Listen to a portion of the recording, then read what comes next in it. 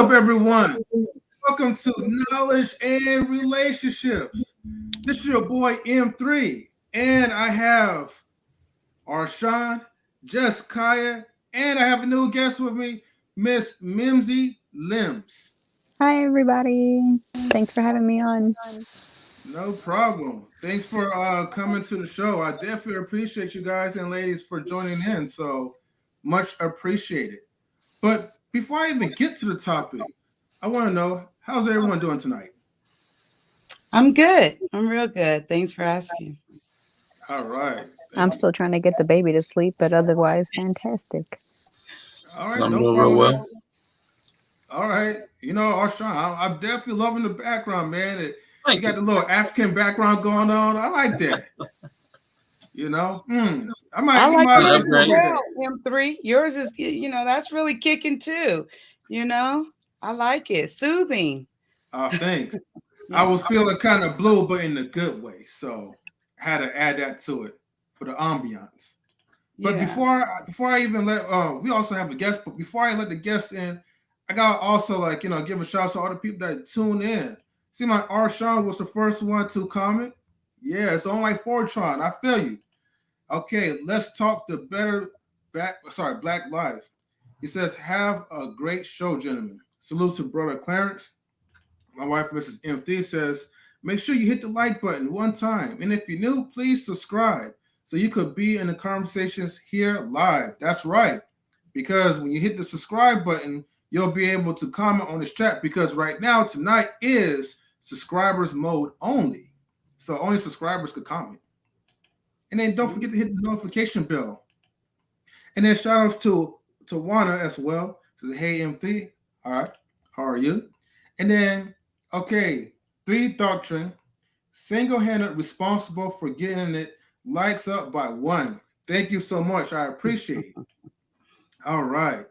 Let me go ahead and bring up Mr. Access Entertainment. Now, Mr. Access Entertainment, hopefully, you don't have no echo or no noise in the background. I hope it ain't no echo. You can hear me? It's the Yeah. Wait, no, wait, there's an echo in the background.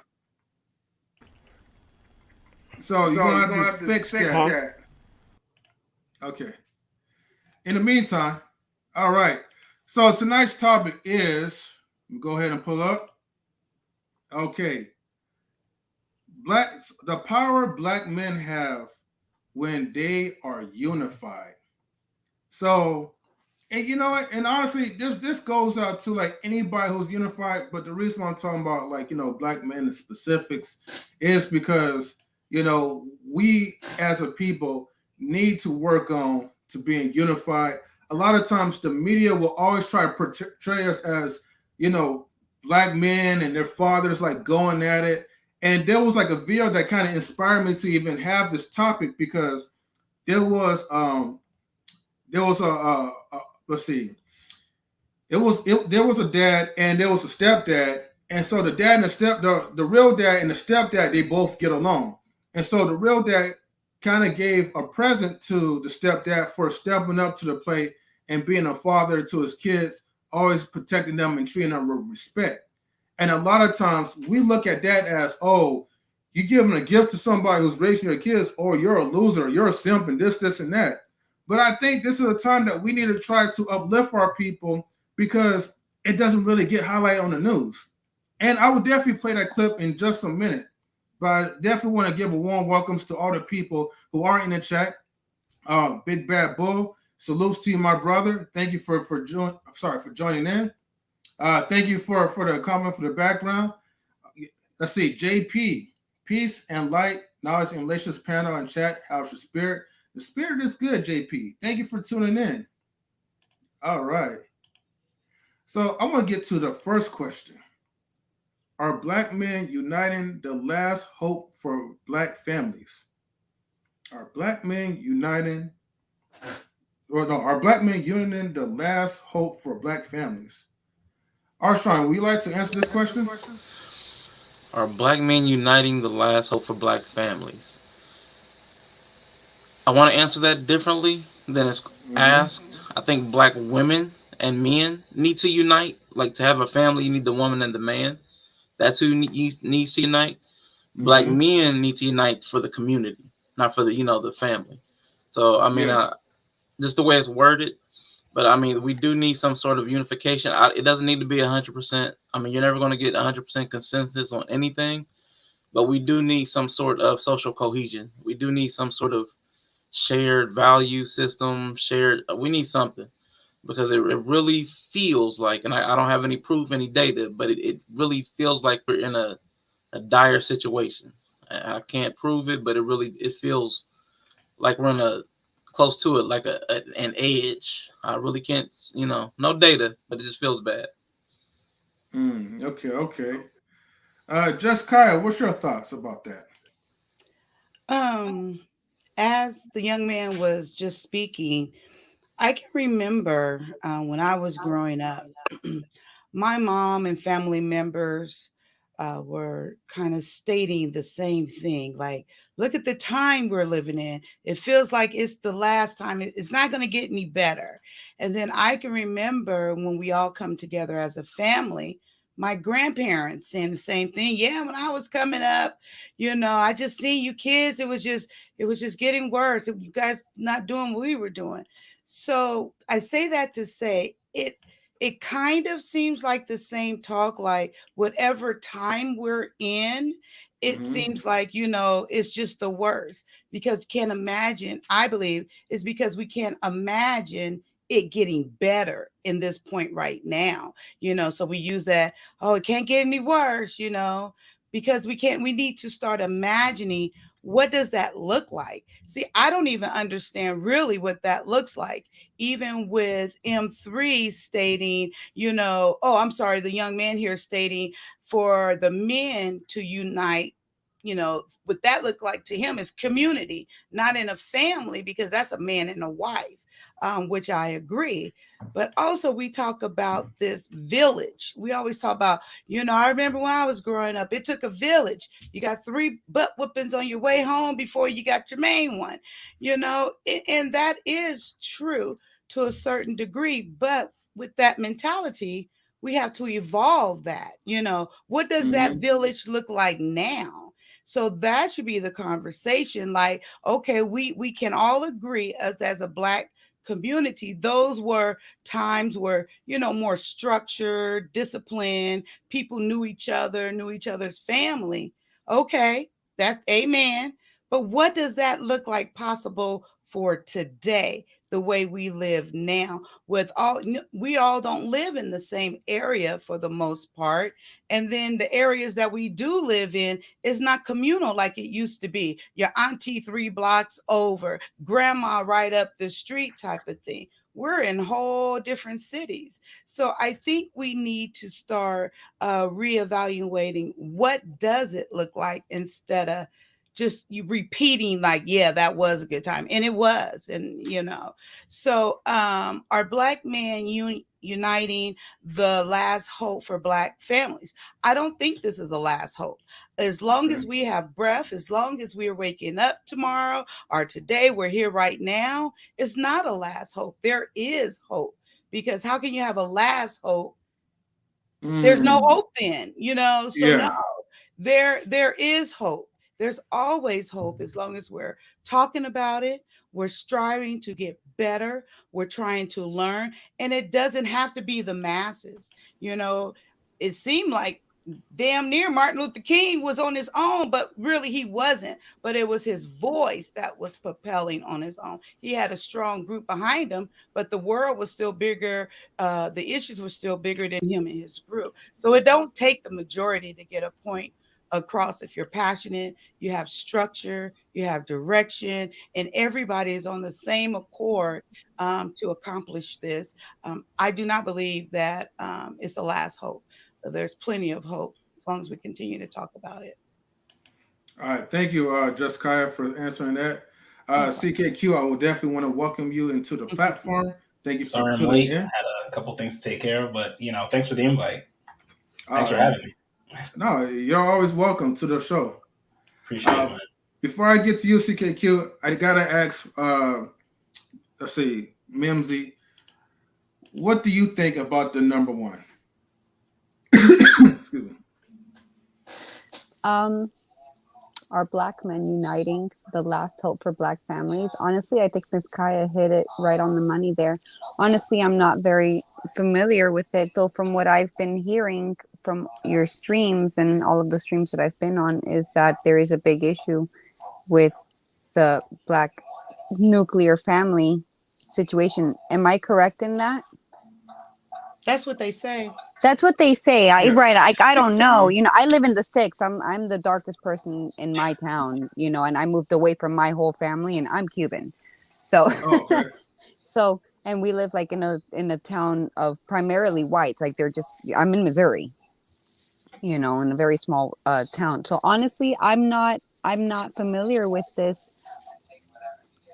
I wish Thank, I could give you more, thank you for but being so honest with that. I Yeah. was yeah, curious how you Mhm. were going to answer this. I have And no that idea. just confirmed that I picked a great person to align with because of your honesty. And I Exactly. appreciate that. You didn't try to like come up with a bullshit answer. Thank No, you I don't because know. you would have been ran right out of here now. No, I mean, it's No, real you talk, good. you know. So, you Mhm. Yeah, know, the most I I could be is appreciate that real. I honesty. mean, though, if I do, you know, feel something where maybe I can compare where I come from, you know what I'm saying, give a different perspective on things, I'm here. I No, appreciate no, you. that's good because actually I'm kind of glad you came into this topic because it's good to like hear someone from outside perspective, what you heard or what you think, you know, even ourselves we don't really know to be 100%. So you are definitely not alone with it. So thank you. I know you had some type of accent like a Cuban accent, but I didn't know what it was a little bit. But okay, now it's confirmed. I like that. CKQ. Uh, Okay. Are Black men uniting the last hope for Black families? I disagree with that. I okay. don't think Black men uniting are the last hope. I think men deciding to step up and kind of take charge of their family is what's the last hope for building your family. Uniting with you should always unite with who aligns with your goals and your vision. Mhm. People that are kind of moving in the similar direction, and especially if that direction is upward and it's good, it doesn't matter their skin color or whatever. Like as long as they're moving in a similar and great direction, then you move along with those people. Because you shouldn't discount someone just because of their skin color, realistically. Yeah. And you shouldn't say, "Oh, I have to align with these people." They could be doing everything poorly, but these are the only people I can align with because we all look the same. That's just a bad way to move through life. So I always think that I get where you were trying to, and I do understand it. And yes, Black people do need to come together to build, but you have to build with the people that are willing to build. And if that's not always just Black people, then you align with the people that are willing to build. That's plain and simple. That's how I look at it. I don't think, just the same way you don't want white people only looking at us as just Black people. We can't look at us as just Black people. We have to see this person moving the same direction. This person is trying to improve their life. This person is trying to be better. I'm going to move along with them because I can learn from them and they can learn from me, and we're going to keep going that way. Mhm. And when it comes to families, that, like, realistically, men just have to take the charge. Like every Anton Daniels, he's a great character. Uncle Stu, that's another great person. Like, those are great men that are taking charge of their household. They're doing what they need to do to get the things done. It doesn't matter what the world is saying about them. Like, I'm gonna do what I need to do, and I'm going to take charge for my family because I am the leader of my family. So I have to move this way. So that's how I see it. Okay. No, I definitely appreciate your opinion. Like it does start off with taking charge and great leadership within your home. Let's see. Tawanna says, "Wait, what? Using people who have vested interest as people within the community." He says, Is that Tawana? uh, Is that "Yeah, Tawana? yeah, Yeah, you know her too." I knew. Yeah, I've talked to her a couple times actually from back then. Okay, all Yeah. right. Well, let's move on to well, before we move on to the next question, I will play like a video. Um, Now, as far as like what I personally think of the number one question, I don't believe that black men uniting is like the last hope for black families, but I would say it would probably be like the beginning for better examples and better relationships in leadership. But it does play like its benefits when black men are actually showing each other love as opposed to how the media portrays. So with that point, let me go ahead and show off this video. Make sure I set this on fair use.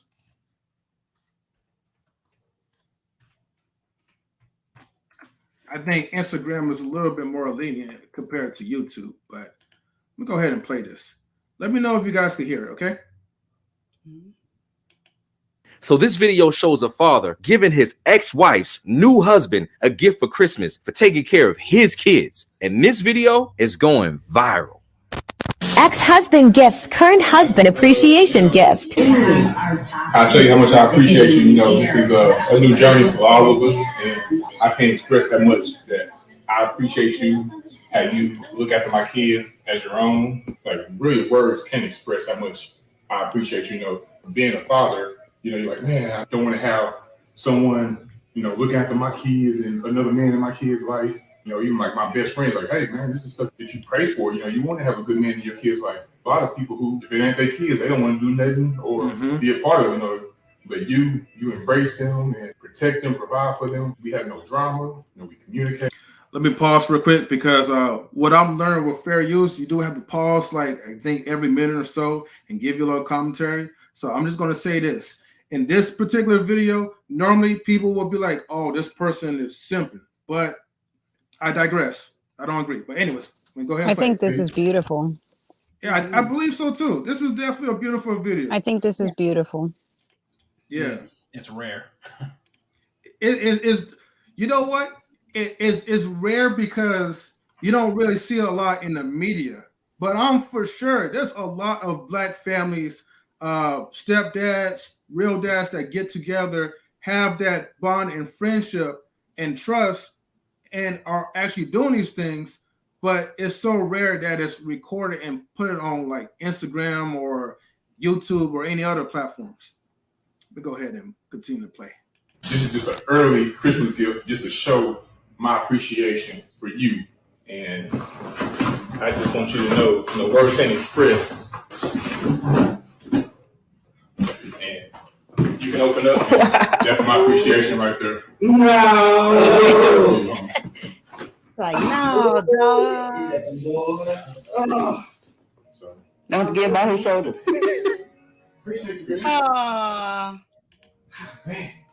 First off, let me say this. Before we get into this topic, if you're not mature enough for this conversation and are closed-minded with the short attention span of a goldfish, this video probably ain't for you. And you might want to scoot your boots and leave now. But if anyone who's watching this is ready to have some evolved, balanced, adult conversation, what's up, family? Let's get it. Now, with that being said, this has got to be one of the realest videos on the internet right now. Now, we don't know the circumstances of what transpired between these two men. However, do you know how rare it is for a man to show appreciation openly to another man who stepped in to help him raise his kids where he may have fallen short? Do you know that this is not what the media wants us to see? Two black men unifying, coming together to build the black family instead of breaking up black households like we've seen so many times in all the movies, TV shows, and news reports? Do you know how empowered our communities would be if our kids saw more black dads being a team instead of fighting and arguing like the stereotypical negative statistic?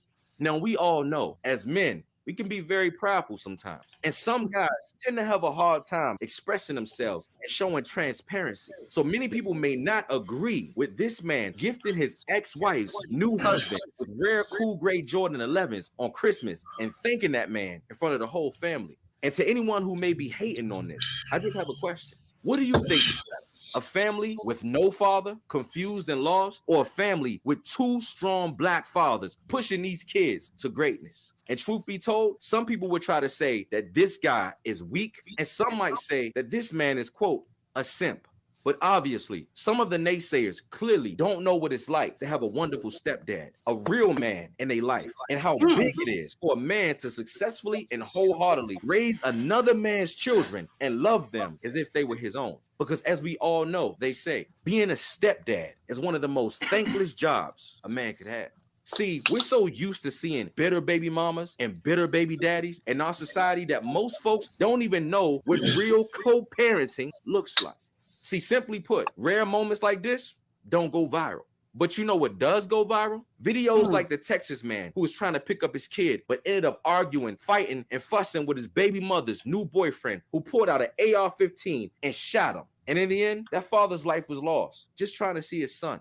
See, that's what goes viral these days. Because, see, people are so entertained by toxicity and division in our families that two fathers coming together rarely ever goes viral or is celebrated like it should be. And the truth is, we need to see more men working together, building a solid foundation like these two gentlemen. Instead of fighting over the ex-wife, instead of harboring unresolved feelings for the baby mama, instead of competing for the kid's affection or trying to prove who's the best man and hog all the glory, we need more of this in 2022. Two kings building an empire.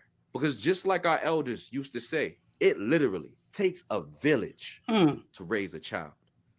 Facts. But let's have some open discussion about this. Do you think this man went too far or did too much? Or should more dads come together like this? And if you enjoyed this video and want to see more real content like this, make sure you like, follow, and subscribe on all social media platforms, Facebook, Instagram, YouTube, and TikTok at Who Is Caliber. And on that note, be blessed and Happy New Year. Who is Caliber? Well, thank you for providing that video. Shout out to Cali Buzz.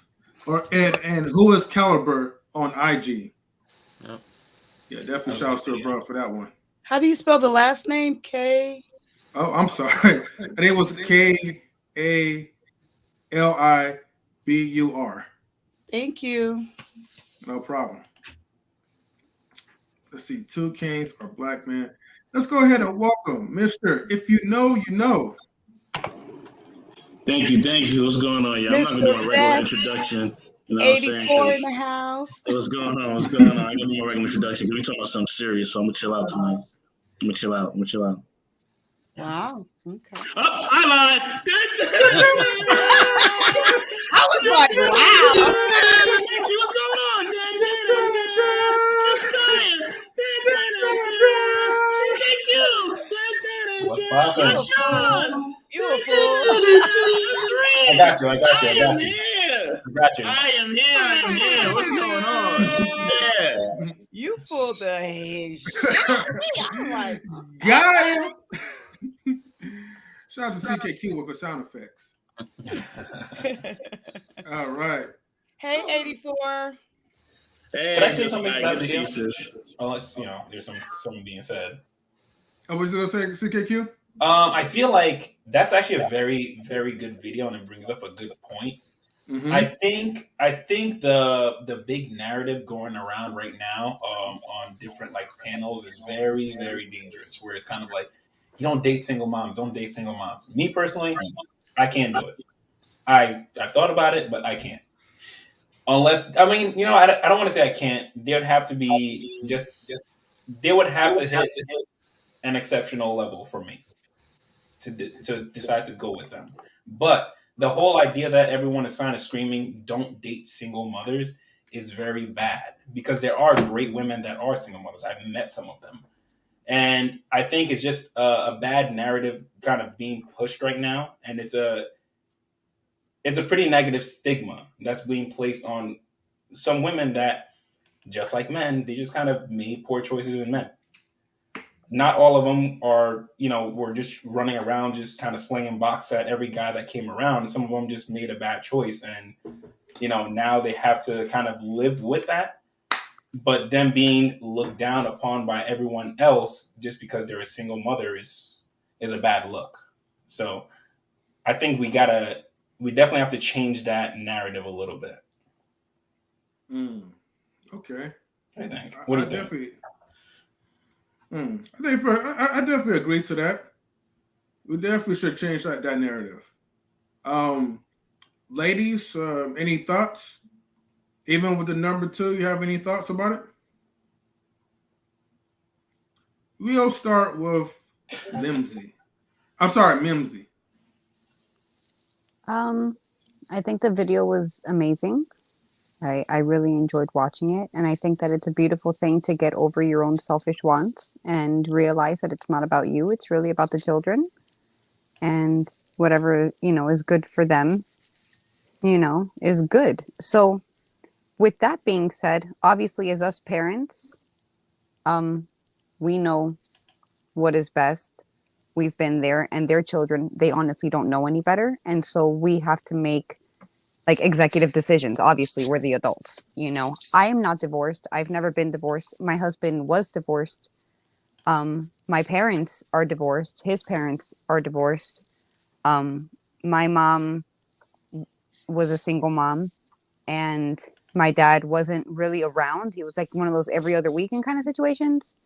And I have a stepdad now at 31, but he loves me and my kids and my husband just as much as my dad does. And though they're in Florida, whatever I need, they got it. You know what I'm saying? Which is not very often, but that's just what family is, Yeah. I think single moms can be amazing. I see it a little bit differently. I believe that the Almighty works in beautiful ways, and he's got his strings going everywhere, and we don't fully understand what all he's got going on. And when it came to like my parents, they met and they fell in love and they got married, and they had my brother. And then of course when kids happen, things don't always work out, and then they separated, and then I am the cause of one beautiful night of passion between my parents. It just kind of, they came back together and here we are, but it didn't work out. The Almighty works in mysterious ways. You can't hold bitterness between that. I held it for a very long time. Me as a child, I was very bitter towards my parents for being divorced. Now at 31, I realized that their mission was completed. They created the life that they needed to create. The Almighty worked however it was that he worked it in order for their paths to end there and go their own separate ways and continue on their ways. It's not always a bad thing. Sometimes the situations are uncomfortable, they're unpleasant, but sometimes that means growth. Growth isn't always comfortable. We have to kind of get out of this comfort zone that we all like to be in our nice, comfy, warm blanket, and get out of that and grow and really understand the bigger picture. Mm-hmm. Okay. That's deep, but thank you for sharing. I appreciate that. I gotta welcome JP. JP, salute to you. Welcome to the show. Peace and light, y'all. How's your spirit? It's pretty good. Fantastic. You, Good. ha- Is you, this you sound okay? well, you have like a loud noise in the background, but A fan or something? you just Yeah, need to be hold on a slightly second. adjusted. No problem. I'll just put you on mute for the time being. Can I ask Mimsy a question? Sure, go ahead. You said one night is all it took. For my parents, yes. Jeez, that's amazing. Some people It go for a really year. is. Like, I have that's 3 crazy. kids. My third son was one night. We're going to get deep real quick. It was the one night he didn't pull out. Okay. We call it the night of no Manolos. All right. That is the dub. It's dated on my calendar. And I know that that was the day my son was made. Okay. We clocked it. So one night is all it takes, people. Just so you know, that's all it takes, is just that one time, and it's going to last eternally. It's just forever. It's life changing. Make very good decisions. Keep it in your pants. Keep it, wrap it up. Yeah. No, just keep it in your pants. Just keep it. Okay, okay. I All got right. to say salutes to 100 watts. Beautiful the people, building. what's happening? What it is, man? It's always beautiful to see this many beautiful faces together. What's going on? What's going Yes, on? definitely. Thank you for joining in, 100 watts. Let me get, before I get JP and 100 watts, before I get to you, let me get to Just Kaya, and then I'll go down to like the ladies, and then I'll get to you, okay? Just Kaya, what's your thoughts on number 2? Well, I the video was amazing. And like I always share on this, wherever I go, my truth, I never even imagined or thought of something like that even being possible. I mean, it never even entered my thinking. And I appreciate her. I assume it was the wife and the mother who was recording. And it would be nice to hear the story, how that evolved into that, of course. But the outcome and the conclusion there was inspiring. I think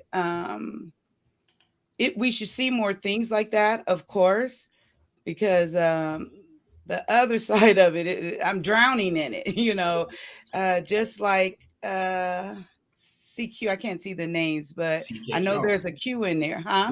CKQ, yeah. CKQ was stating earlier, thank you, was sharing about, you know what? I had two separate thoughts there. I was really stuck on the last thing you had said about being single, and you was like you couldn't imagine yourself dating a single mom, and I know that's a preference for you. But then on the other end, you went straight to but there is some good single moms out there. I know it. I know some personally, and they should not be promoting it. But I mean, you made total sense, but I just didn't understand. But I do, because that's just your preference, and you don't see yourself with. Yeah, that's why I said my. Yeah. Oh, no. Yes. Yes. Yeah. Absolutely. That. Yeah. But to me, in my mind, it still is like, I'm trying to understand it, because not only do you know a couple of them, you state personally, and then of course we know, we made mistakes in the past, whoever that might be. I just think then maybe you might be missing out on something. I don't know, but amen. That's your preference, and I totally respect that. And that was more so I just want to say in to put it out there, because I know with me, we all have our preference. And I will say this, I have to at least be sexually attracted to whoever, at least. But I used to, like, how we used to, like, oh, I would like for him to be this, I would like for him to be dark. I can let all of that go now that I'm hearing different people speaking in exactly what you just said.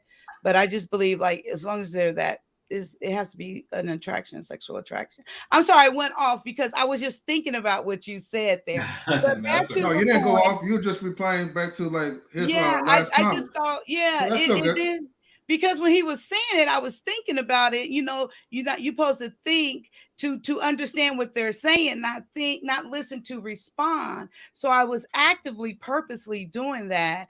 And even though a question was forming, but I'm like, he already answered. It's just a preference of his, and it's that simple. So totally respect that. But to go back to the question, I think that's an amazing video. I think it should go viral. I think it probably should be in some type of classroom settings and things like this, to see an example, along with what nuclear marriages look like.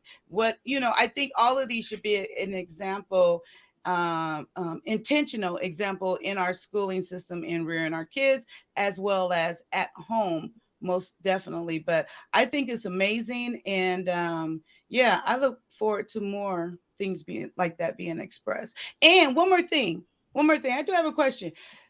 So men don't naturally, that would be considered like a girl, like girls doing that. If you ask like a group of men, like is that considered like simping? Not simping, that's not the right word. Is that considered like he's tapping into his feminine side, the ex-husband, for giving him that gift? Only that act alone. Not saying a relationship. I'm talking about the act of giving this other man a gift like that. So let me explain that. So Queen did say no, the short one, right? But the more detailed I knew it was version. no, but I just wanted to hear a man's perspective on that. Well, see, to me, in my personal opinion, a lot of men will say, I'll say internet men will say that I can never see myself dating or being involved with a single mother. Okay. And that goes for, they talking about like for as a stepdad. because they always preach about you're going to run into a whole bunch of problems raising someone else's kids that's not going to respect you. Now, they do have contradictions because one end, you want to build up the communities for men, especially for black men, whether it be manosphere or black manosphere. But then you ridicule someone who is actually, someone like a Dr. Boyce Watkins and is stepping up to the plate. So to me, in my personal opinion, if I see two black men that's working together, stepdad, real dad, and they have a good bond and they are getting along, and he's being gifted for being taken over that role, maybe at the time when the real dad could not fulfill that role, or maybe they're both like just all three of them co-parenting, but they just have that type of relationship. Usually you'll be demonized because why are you with the person who they will say who rejected you, or you no longer supposed to have ties with, even as your baby mama, but then yet you're in that picture. And then that's when people come with the pitchforks and be like, simp, more simping, or just being I'm not gonna use the word feminine, but you know what I mean. Oh, okay. Yeah. So I use the word feminine. I'm sorry. Can I respond to that real quick? Just as the person here that probably is, well, I am in a situation similar to what was in the video. So for myself, I can definitely say that in the beginning of me and the mother of my child not being together, and like the thought of her moving on and being with somebody else, like of course in the beginning of it, because it was a lot of emotional stuff that was attached to it, I couldn't see myself doing that. But now in the position that I'm in, I have to respect a man that is willing to come into her life and be a positive influence on my kids. I have to respect that. Um, if he's not being a positive role model on my children, that's a conversation I have to have with their mother. Like, why do you have this dude around our children? But um, if there is someone that is willing to come in and actually be a positive role model for my kids in a way to where I'm not physically with them every day, because I talk to my daughter, like I talk to my kids on a regular basis, but to actually have someone in the house to wake up with them and get them on and off the bus and those kind of things, like that's important. You can't just not acknowledge that. Like that deserves acknowledgement and respect. So to any man that's out there that would speak ill of that, either is damaged himself and doesn't and has a problem with that himself, or doesn't understand the situation at all. So for them to call him a simp or a punk or something like that for doing something like that, then that's their problem for them to deal with. Because at the end of the day, the only person I need to be happy is them kids, and I need him to be as comfortable and willing in that situation. Because ain't that, when people talk about, oh, you're gonna have problems from the baby daddy and all that, that is not me. I don't have no time for that, none whatsoever.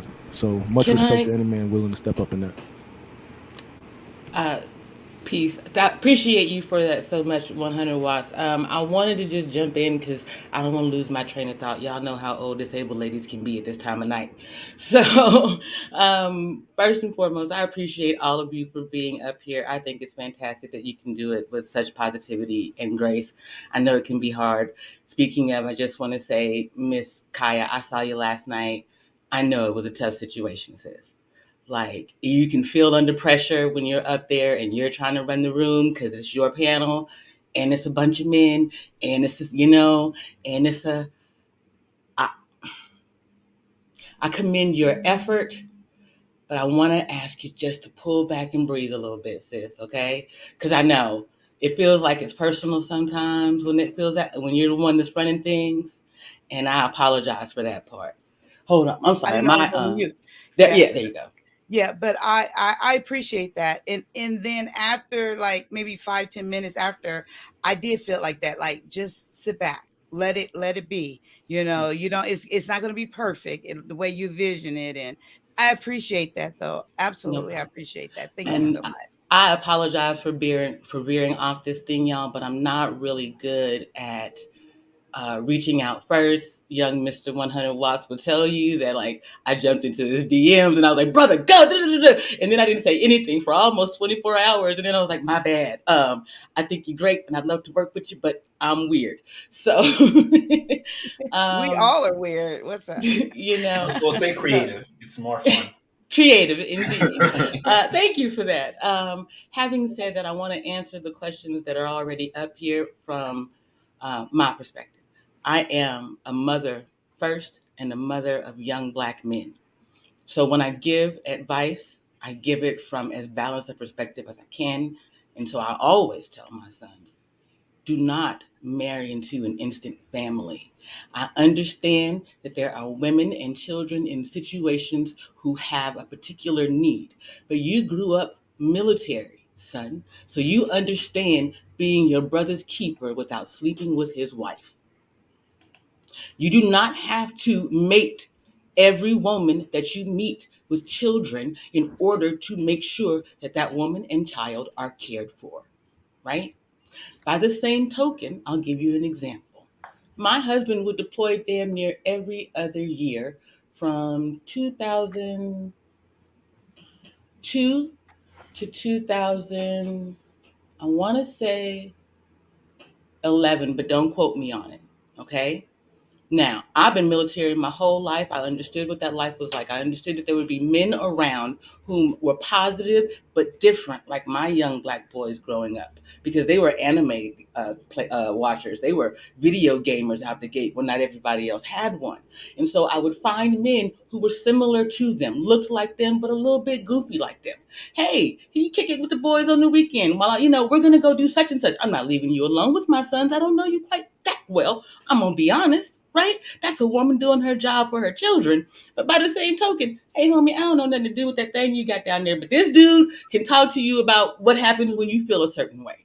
Okay? You have to set your children up for success. And we don't do that enough because we're so in our own emotions. What happened to us? As parents, we warn them against what happened to us rather than saying, baby, listen, this was the foundation that I was able to give you. I made some mistakes. It was rocky as hell, but come on, what's next? And to you, sweetheart, real talk, your parents' job has not ended unless your parents are no longer here. And even in that, I would tell you that they continue to guide you every day. My mother has been gone for damn near 26 years, but the woman is here every day. She moves everything that I do. So don't ever think that. They make mistakes. We all do. We're damn human. But there's always something that you can find if you just are patient and you forgive the fact that they were human. Oh, absolutely. No, I'm sorry. Now at 31, we're cool. Yeah. We're all good now, but children as I was, we're dumb sometimes. We just don't see the appreciation until we get older. To answer Kaya's question real quick, I would say to each of their own. Some people want to deal with kids, some people don't. You know what I mean? It's kind of like they're really their choice if they want to or not. I think the whole manosphere and feminist communities have done all these labelings and everything else, but I think that's a very small percentage of people. You can't really feed into that. And a lot of that stuff to me is just, they do it for shock value entertainment. It can be harmful, most definitely. But at the end of the day, a lot of times they do that because they're trying to create some type of dialogue or some type of controversy. So that's how I see it, because none of that stuff is really true. You find somebody you're compatible with, you ain't really, them having kids, that is a conversation. But if you're already compatible, y'all got chemistry, you want to work with that. You know what I'm saying? Especially if everything else aligns. So yeah. Okay. Thank you, Mr. You know.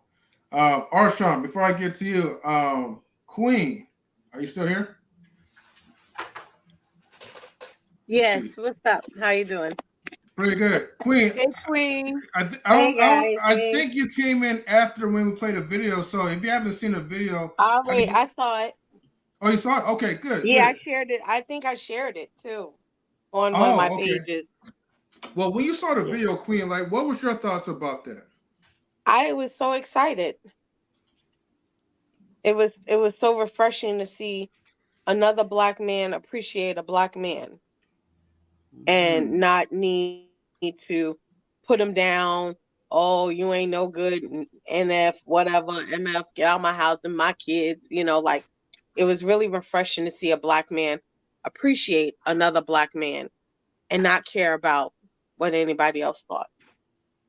Because that's all it is. It's just it would be the same thing if a mom, her ex-husband or whatever is married to another woman, that woman is now somewhat a mom to those kids if he has custody or if they have joint custody. So we like to see each other tear each other down. Then we want to call people names for no reason. Why? We don't know nothing about that. What's wrong with him appreciating the guy who stepped in and took over a role that he wasn't able to do or helped them out? That would be the same thing as a baby mama and a new wife. You want a relationship, right? You want what's best for the kids. And it just shows you that they look beyond themselves and they looked at the benefit of the kids. That's all that mattered. You're doing a great job with my kids. They love you. May I love you too. Thank you. That's it. Why do we always have to put somebody down for doing something right, for doing something kind? Like I just hate that. We always want to. So what we want to see him show up with a gun and shoot the dude and say you ain't nothing and fight him. That's what we want to see. So the people who are hating, they're just hating because they're bitter, they're angry, and they're unhappy with themselves. Thank you, Queen, for sharing that. Sean. So sorry. Shoot, Queen Forever just took all my talking points. Like, I mean, that was my thing. I saw people talking about simp in the chat. I really can't stand the term simp and beta. I don't like all this men policing men's personal lives. A man in another man's bedroom sounds weird. I mean, I don't agree with that. I don't like people policing other people's behaviors like that. The men talking to women about what they're doing. If they're two consenting adults and they want to do that, that's fine. A man buying another man a gift, that's fine. It's not my money. They're not my children. I'm not their mentor. I'm not their brother. It's a guy I saw online. Why am I worried about what he's doing in his family? It seems silly. We're overreaching. I'm not sure why we're going that far. But there's something in the red pill community where we feel like we're entitled to thrust our opinions on everybody in earshot. And it's getting out of hand. Okay, thank you, Sean. I'll put up the. Did I get everybody like on number 2? No, I didn't say anything about the video, so I will do this really quick. I am the child. To be real honest, since we all are deep in here, I am one of 3 girls, and each of us has a different father, but we have one man that we call Daddy. But I still hold the same truths that I said about my sons. I don't want them to buy into an instant family. We can hold 2 things in our head at the same time, right? My mother's situation, she bettered my life so that I would be able to do better. I would tell my sons do better, do different than I did, right? Not go backwards. So yes, there are people who have made mistakes in life. I just said that. Now, this video is a perfect example of both the mother and the father showing appreciation for the fact someone else was like, hey, I love you. I love these kids. I'm willing to take you under my cover. I don't think that this man is a bad dude. Y'all just didn't work out. That's y'all's situation to deal with. These children don't have anything to do with that. So they get all the love from everybody. Now that takes a whole lot of trust because in this community. We lead with lust, we lead with mistrust, we lead with all of the other stuff. So apparently, they came a long way. And that's the thing about Black love. It's magical because of that. Because we have to overcome every one of those things that other communities do not. And I'm not trying to say that other communities do not have difficulties. What I am saying is I was one way deeper and they're tattooed on our spirit from things we have never been recovered from. Facts. I just want to give a quick shout out to everybody. Thank you, Auntie JP, for sharing that. Much love. Good seeing you as usual. I just want to give a shout out to everybody in the chat. Juana Chica, Tristan Daper, 100 Watts, I see you in the chat as well, bro. K. Marion.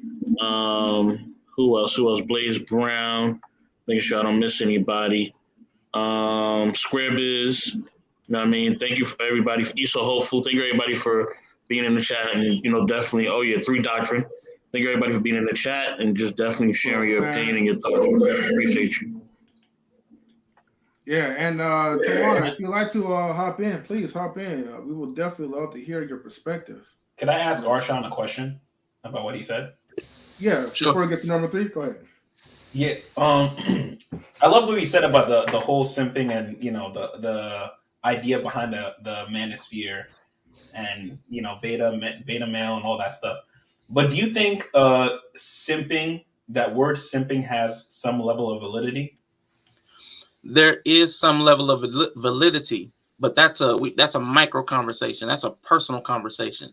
That's my activity. Like the golden mean principle, like vice, balance, and then virtue. Okay, like simping is on the vice end. Like you're overcompensating in the negative. Then there's a balanced area where you have a reciprocal exchange. Okay. And then there's like the other end where it's probably like you're not giving up. I mean, like there's a spectrum. And simping is on one end of it where you're over giving. It's not reciprocal, but you're the giver. Correct. Like that's a personal conversation. That's not for another man to talk to me about. Like if I want to simp and the woman wants to let me simp, that's our prerogative. Don't ever come to tell me I'm spending too much on my woman. But that's a fighting word. What I'm asking is, there's some young men where they have no idea that they are simping. You don't think pointing it out to them would be do you think pointing it out would be detrimental? Or do I get what you're saying. But see, that correction comes with a relationship.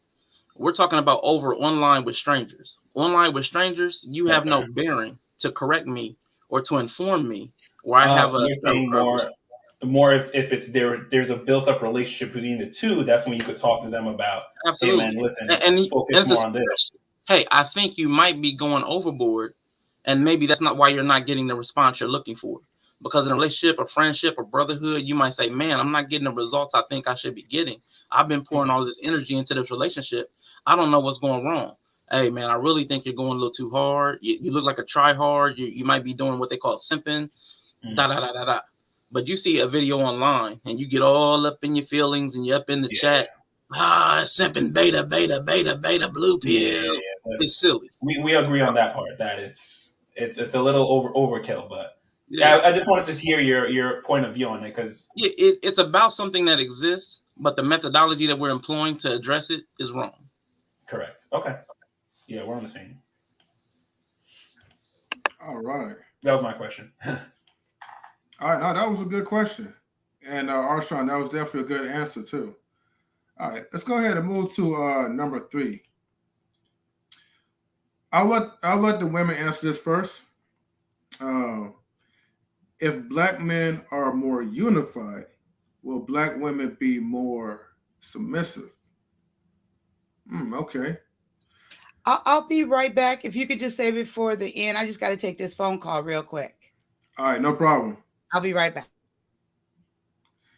She on the phone. She's like, Lord, like, girl, like, can you believe like they asked us just this question? Submissive? Get out of here. Queen, I'll start with you first. If you I don't think that has anything to do with one has nothing to do with the other. I mean, a woman's going to be just submissive regardless if men are unified or not, if a woman chooses to be submissive. So I don't think one has any power over the other. So yeah, I think it's irrelevant. It's an individual thing. Submission is an individual thing as far as what that woman wants to do and what they don't want to do. So, but I do believe men should be more unified. Yes. Okay. Mimsy. Now, for you, if men in your culture are unified, will you ladies be submissive? Hang on. I think that I think that women in general have a very difficult term with the word submissive, and it's like frowned upon for a lot of women. And I understand that because I hear it and it triggers me a little bit. But as it turns out, I am very submissive to my husband in all aspects. And I wasn't always like that. I'm Cuban. I don't run like that. I'm sorry. And so this is a transition and an adjustment that I have had to make over the 10 years that we've been together. But I understand now, that this is the way that it's supposed to be. And honestly, it works in our relationship. So like literally, as long as I feel that that we're still on the same path, right? Or which is always with the Almighty.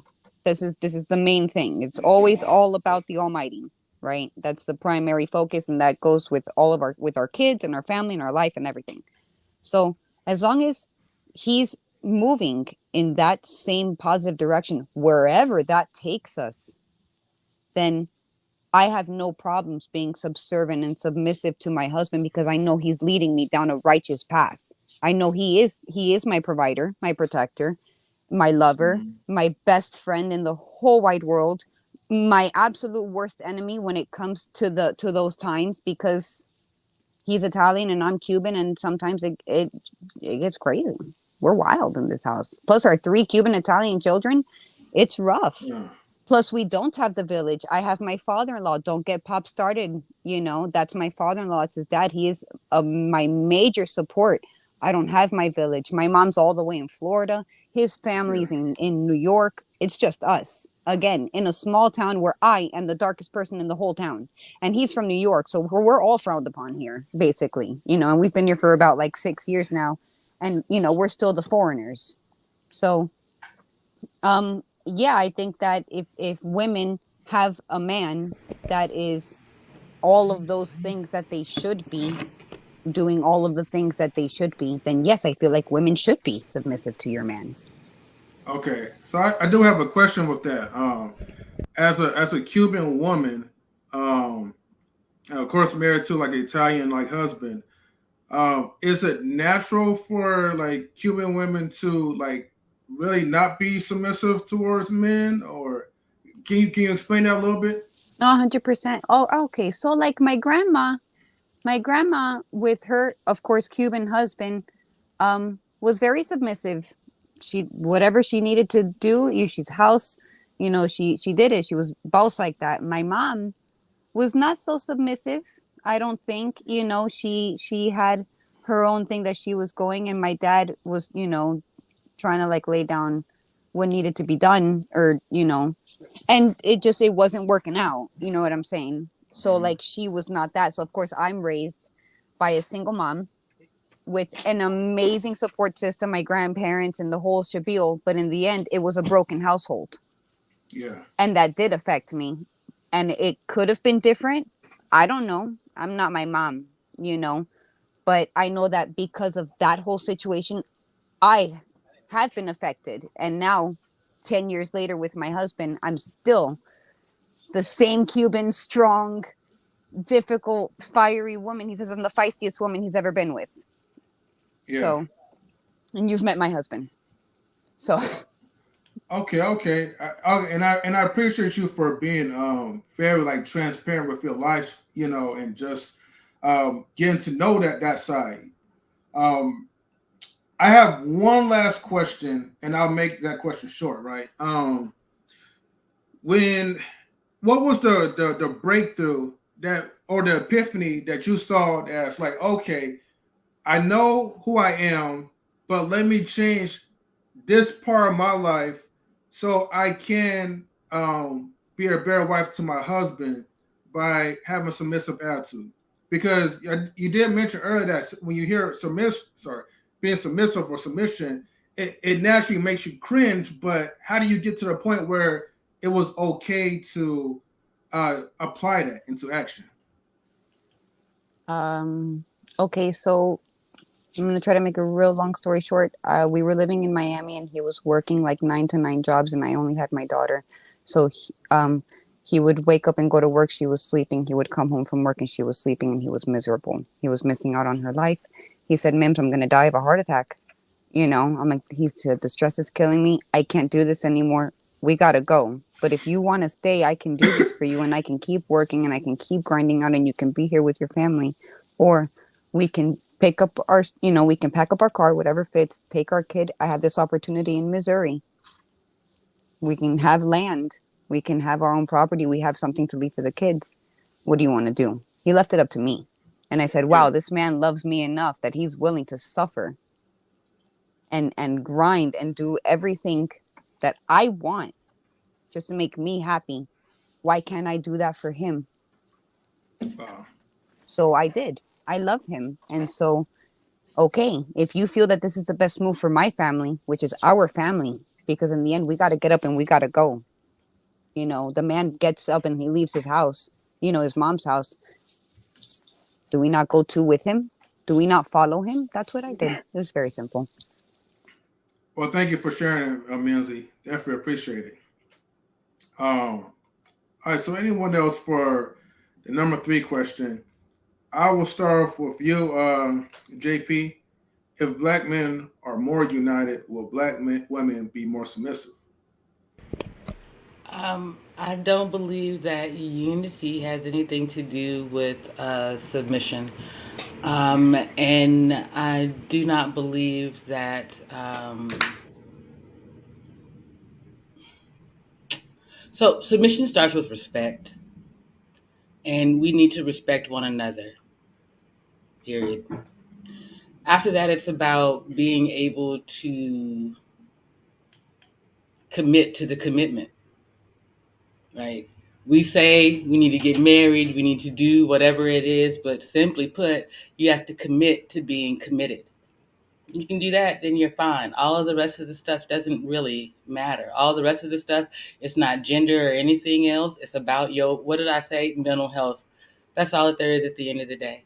If you care about one another, you care about each other's mental health, you'll be submissive. Because at the end of the day, ladies, and I'm saying this to ladies, modern ladies, by the way, modern men and modern women fell for the same BS for the most part, right? If you ran for the bag, you assimilated, you fell for the BS. Full stop. Having said that, ladies, if you are going to say men have to take control, understand that you are asking men to go to war. And rather than fight with you, they will walk away. Someone has to be willing to de-escalate, to back down, to say, you know what? Even if I do feel as though I'm right, it is not worth me blowing up everything for this one moment in time. That's it. Okay. Thank you, JP. That's right. That's why she Auntie JP. That's why. Here you go. Mm-hmm. Drop the mic. Yes, it is. The mic. Let's see. Wait, Queen. Okay, wait, no. Queen, I think I got to you first, right? Just want to make sure. Yeah. Okay. Just Kaya. What's your thoughts on number 3? You're muted. As much as we like to hear your speech, Kaya, but you are muted. You're muted, Kaya. Well, let's not let that happen for too long. Okay, Yeah. so like JP was saying, unity has, I believe, nothing to do with submission. And I like the way she put that as far as respect. And I do agree with that. I think that is the foundation. And also, I believe it's a choice. It's a personal choice. It's a characteristic that you have or you cultivate. And so you have to have a foundation first. Do you choose to be in a position to submit? So it's a choice. With that being said, with me, I just naturally, I didn't even know fully what it meant, or I just naturally fell into that role for myself. Now I have to say it in all these things that I'm hearing and how complicated it has become. However, it's so simple. It's the most simple thing. You make a choice. You choose That goes back to that respect, because we can respect someone or not. So you choose, you make a choice to do this or not. So I don't think it has anything to do with unity of men. I think it's an individual thing, and I'm all for it. I'm 100% team submission in a marriage. Given that you find the right leader, yes, it. But I'm joking a little bit. But yeah, given that you find the right person, but I'm all for it, and I think the unity of men is a totally different, like that belong in a different book, sort of say. But yeah, you make a choice. It's a choice. So basically, the choice is yours. It's a personal choice. Amen. Mm-hmm. Well, what it wants is if black men unite to build wealth and the community, women might naturally submit. Okay, so it's not a guarantee, huh? I do Well, understand the question. we have to understand too, like it goes back, like women have a hard time submitting, and that goes back to Adam and Eve. You know what I'm saying? Like it was very simple instructions, and like she just like didn't follow them, and so it just boom. Now look at us. So yeah, we do have a hard time submitting, especially now because we're not taught to. You know, we're not. I wasn't educated to be submissive. I was educated to be a strong, independent woman who needs no one and nothing. I got this. Whatever I need, I got for myself. And you know what? Thankfully, I was, because guess what? Whatever I needed until I had my husband, I got for myself. Now, thankfully, I have a husband. I can stay at home and raise my kids, and I have my provider. It's a blessing. That's good. That's what's But up. you can also be taught both to I be strong and agree. independent until the 100%. person comes to submit to. Right. Yeah, we're not Yeah, we're not that's what supposed to she sit in said. the Yeah. bed. Yeah, we're not supposed to sit in the bed wait for our prince. No, we got to get shit done. I got steel toe boots I wear all day. Like I don't mess around. I'm not even kidding. I wear steel toe boots all day because I carry wood. We've got a wood stove. Like we're working out here in the country. And my poor Ooh. feet. My poor feet. Ooh, I'm gonna need my Okay. husband to. I like that, but come on, Daddy, give me some help. You're working to build your family too. That's good. That's good. It's not just there you go. Steel toe? Girl, There you go. that look heavy. Oh man. Spray them out after you use them. Go, Minzy. They can get sweaty False. smelly real quick. They make good for kicking, boy. Yes, It's a they man do. too. Don't mess with him. Don't play with me. You got those timber ass kickers, That's right. Well, all Can I right. throw a Well, different perspective out? go ahead. 100 watts. The reason I'm gonna say yes is because a lot of us as men were not taught when we were children. We were not taught when we were young boys how to be providers and leaders. So if there was more unity to where men could come together and we could teach the boys certain things that they weren't being taught, it would make it easier for them to be who they're supposed to be in order for a woman to submit. Right? Because as someone who didn't have my father when I needed him, middle school and high school was the time that I needed him the most, and that was the time that I had with him the least. You know what I'm saying? So there are a lot of things that I missed out on, which like Mizu was just talking about, in turn caused a few lasting effects that ended up making some relationships that didn't last. And because there weren't too many other black men around at the time when I needed that, it was hard for me to gather that information in an efficient manner. Like it took me till I was in my mid-20s to figure out most of the stuff that I could have figured out as a teenager if my father was around, or if there was another man or a group of men that I can go to that I could trust their word and be able to get that kind of information from. I have a question. 100. Mm-hmm. So towards the latter part of what you were saying, be the, going through those relationships that you did, you have learned now what it looks like, if I'm understanding you correctly, to a certain degree to where you're at now. So do you think growing up, if you had your dad in those pivotal moments of junior high, high school, do you think it would I guess, do you think it would impact you the way that going through the experience of learning it, do you think the impact would have been the same or greater?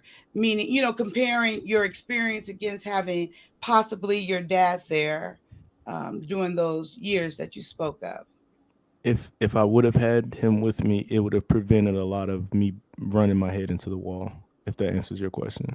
Yeah, and so you believe like if you had him there, it would have prevented you from running your head in the wall. Yes, 100%. Because what ended up happening is because I didn't have him. He was the one. That's where my DNA came from, right? So he was the one that was able to understand my temperament, my personality, my thought process, and those kinds of other things.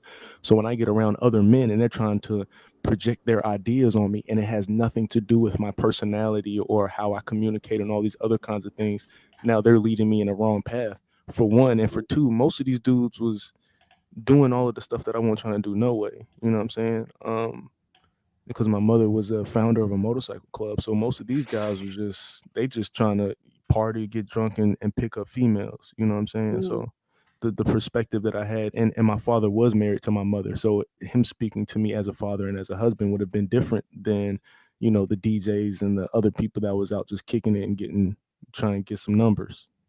Mm. Thank you for answering that. I appreciate it. Okay. Let's see. Sean, what's your thoughts? Just to make it quick, I don't think I've ever heard a woman, and please, women, correct me if I'm wrong. I've never heard a woman say he has really strong social bonds with other men, so now I want to marry him. Like he has really strong friendships and brotherhoods, so I just want to build his family. I don't think the unity is tied to the submission. There is something that they value, but I don't think it's our unity. Like Tawanna said, what the value is, if men unified around an economic principle, sure, they might value the economic principle. If men value style, fitness, being sexy, maybe they would like that. But I don't think it's going to be unity. That like, ooh, that's I saw him and I saw him with the other guys, and that got me. I wanted to raise those children. I saw Rashawn and CKQ having a good build, and ooh, So that what was it. about the females that pick the drug dealer or whatever because he has a whole bunch of goons around him and he got a big That's squad and all those power. different kinds of things? That's power. It's not the unity. That's power. Would that not be the same? Would they not coexist together? It, Power and unity don't go together. it depends on what the power is used for. See, just unity on the surface, just a social group, just a He-Man Woman Haters Club, like the Red Pill. There's probably a million or more dudes that are unified around a principle. They have talking points. They have leaders. They fund the movement. They spend their time and energy in it. But women are not looking to submit to them because that's not a value that they appreciate. So just because they But unify, that doesn't mean there's power that they appreciate. So the power has to be but going towards something that they can believe in and get behind. but I think if I was to push back on this, I would say seeing black men work together, seeing a black man um being able to humbly take advice from another black man, seeing another black man um being able to someone to be able to give input to this person and him to respect his elders and be teachable, or you know I think that is very attractive. I think that's a great characteristic to have in a leader, and that would be someone that I would say, wow, I could see him leading me because of his heart to be taught and be led and be influenced by other positive black men in his life. So I would say that I can see it as a attribute that would be attractive. It actually was attractive to me. So yes. And Queen, when you're saying that, and I hear you respectfully, I really do. Then the first thing that really came to my mind, honestly, is who I would be more attracted to those men that he's taken the advice from, that he seems more like, attracted to me because that man is going to that man for advice. So that other man is further along in his journey. He's perceived to be more knowledgeable. He's the leader. So that's what I would be attracted No, but to. that's not true. Everybody's teachable. That Yeah, has I know. that has nothing to do with me wanting the older man or the elder or the Yeah. person. If I'm attracted to the person I'm attracted to and I Yeah. see them being willing to be taught and being and having a humility that he Yeah. doesn't always have to have it together, that he can get some advice. I think that's a very, very attractive characteristic. That means he's Amen. teachable. That means he's able to learn from others. And I don't deem that as him not being a leader. I think that is him being a leader because he's willing to say, I don't know. Help me. That's the best characteristic a leader could ever have. Is saying, I don't know. Let me go find out how to do that. Or let me go to someone who does know how to do it. That's a great leadership characteristic. That's the number one. Knowing that you don't know to get the help that you do know.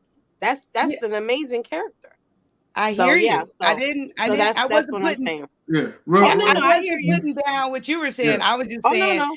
I would be more attracted. That's what I would be attracted to. That's all I No. was saying. I Yeah. wasn't putting down Yeah. because you're No, I mean, absolutely right. You're absolutely right, and I agree Real, with that. real quick, everyone. I gotta welcome Miss OG Patrice, and also to welcome First Lady Tammy in the building.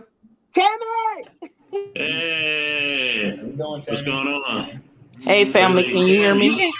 Oh, he Yeah, retreated. we You can First hear Lady can you. take Tammy, your what's mask going off, on? Tammy. You at home. Hey, let her rock with the mask, But First Lady Tammy, how you doing? Yeah, so technically right now I want to take my mask off, but I can't.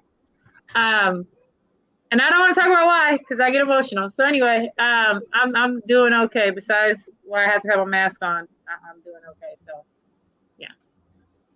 It's all too good. If you have company over, that makes sense.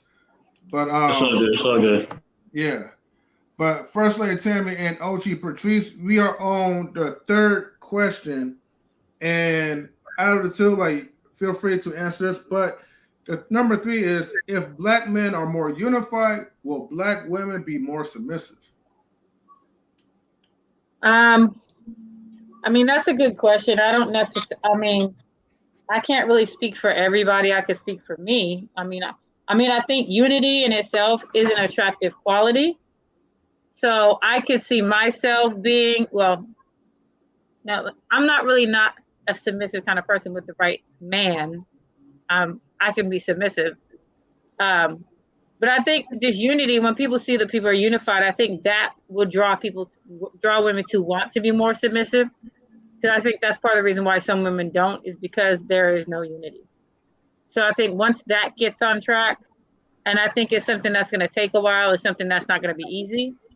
I think once that can get under wraps, then I think it's going to be more appealing for women to want to be submissive. So yeah, so it's a matter of, women wanting that, and some women don't want that. So unified or not, it really depends on the woman rather than women as a whole. Because you have some women that even if black men were united, there's some women that are going to find a reason not to be submissive anyway. So, so yeah. So as an individual, I would think absolutely. But like I said, there's always an exception to every rule, including this rule. So. Okay. Before I begin, I got to shout out to Just Kaya because she says she has to leave soon. So, Just Kaya, I'm going to highlight you real quick. Feel free to shout your YouTube channel, if you may. Mute. Wonderful, Just Kaya, but you're muted. Okay, so that was the cue to. Okay, I'm ready. All right, you ready? All right, ready, set, go. Let's go. It's me, Just Kaya, Real Talk Daily. Yes, I'm about 45 minutes to be starting live. So I appreciate it after.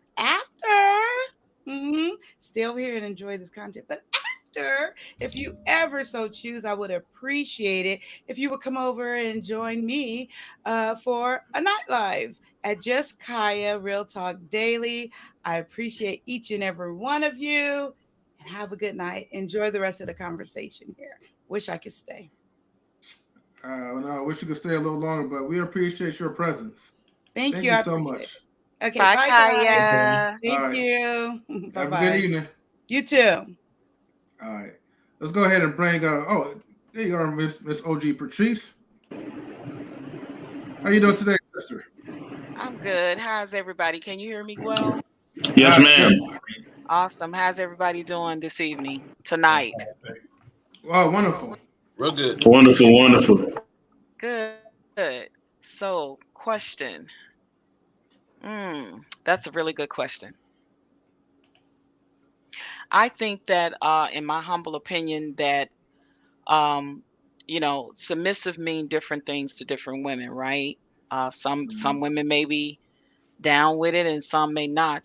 I believe some women can be submissive without even knowing it. I think it can be a natural flow of things depending on how she's being treated by that man. She will naturally do it in whatever way that is for her. But if I have to generally speak, absolutely I do. I want to bring up a specific time that I can remember when I saw women being submissive in the form of just being the helpmeet for the man, the curving to how the man was handling himself, um, curving to how the man was being the leader, how he was showing up, how he was portrayed in his family, in the church, in the community, or wherever. I have not seen that type of unity since October the 16th, 1995. Can anyone tell me what day that was? Not you. Million Man March. Yeah, the Million Man March. Absolutely. I have not seen that type of unity in Black men since that day. And I remember at the time he was my fiance. I hadn't married him yet. Him, my two brothers, my son, a bunch of neighborhood Black guys that I grew up in a neighborhood with since I was a teenager, all get together in a community center in our neighborhood. And we women were packing them lunches and dinners and bags, and we were laughing and talking, and we were being there for those men. We were packing bags, and we were packing luggages, and we were happy, and we were doing what we needed to do to get our men where they needed to go so they can do what they needed to do and stand. And I remember watching it on TV and watching those Black men take oaths about being responsible in the homes and in the communities. And we were those women that was being submissive. We provided everything that they thought they needed to go on that bus ride or that plane ride or whatever ride that they were taking. And to look at all those beautiful faces that were up there on that panel when Farrakhan and so many other speakers were speaking that day, we were proud women of our men. I haven't felt that way since then. So I do believe that if we see a powerful movement in our men like that again, I think it's a natural thing for men. I think it's just a natural thing for women to do in that sense. I don't think it will be any type of force thing, that women would fight that because they would see in real time the men being leaders, being pillars of their communities. I'd like to provide some pushback. Can y'all hear me okay? Yes. Yes, ma'am. First, I'd like to say that the day that Obama was inaugurated would probably stand close to that in a similar way. And I'll give my own personal experience. My children's father had been deployed that year before, when he was elected. I stayed up with my eldest son all night to see President Obama be elected so I could share that moment in history with my son.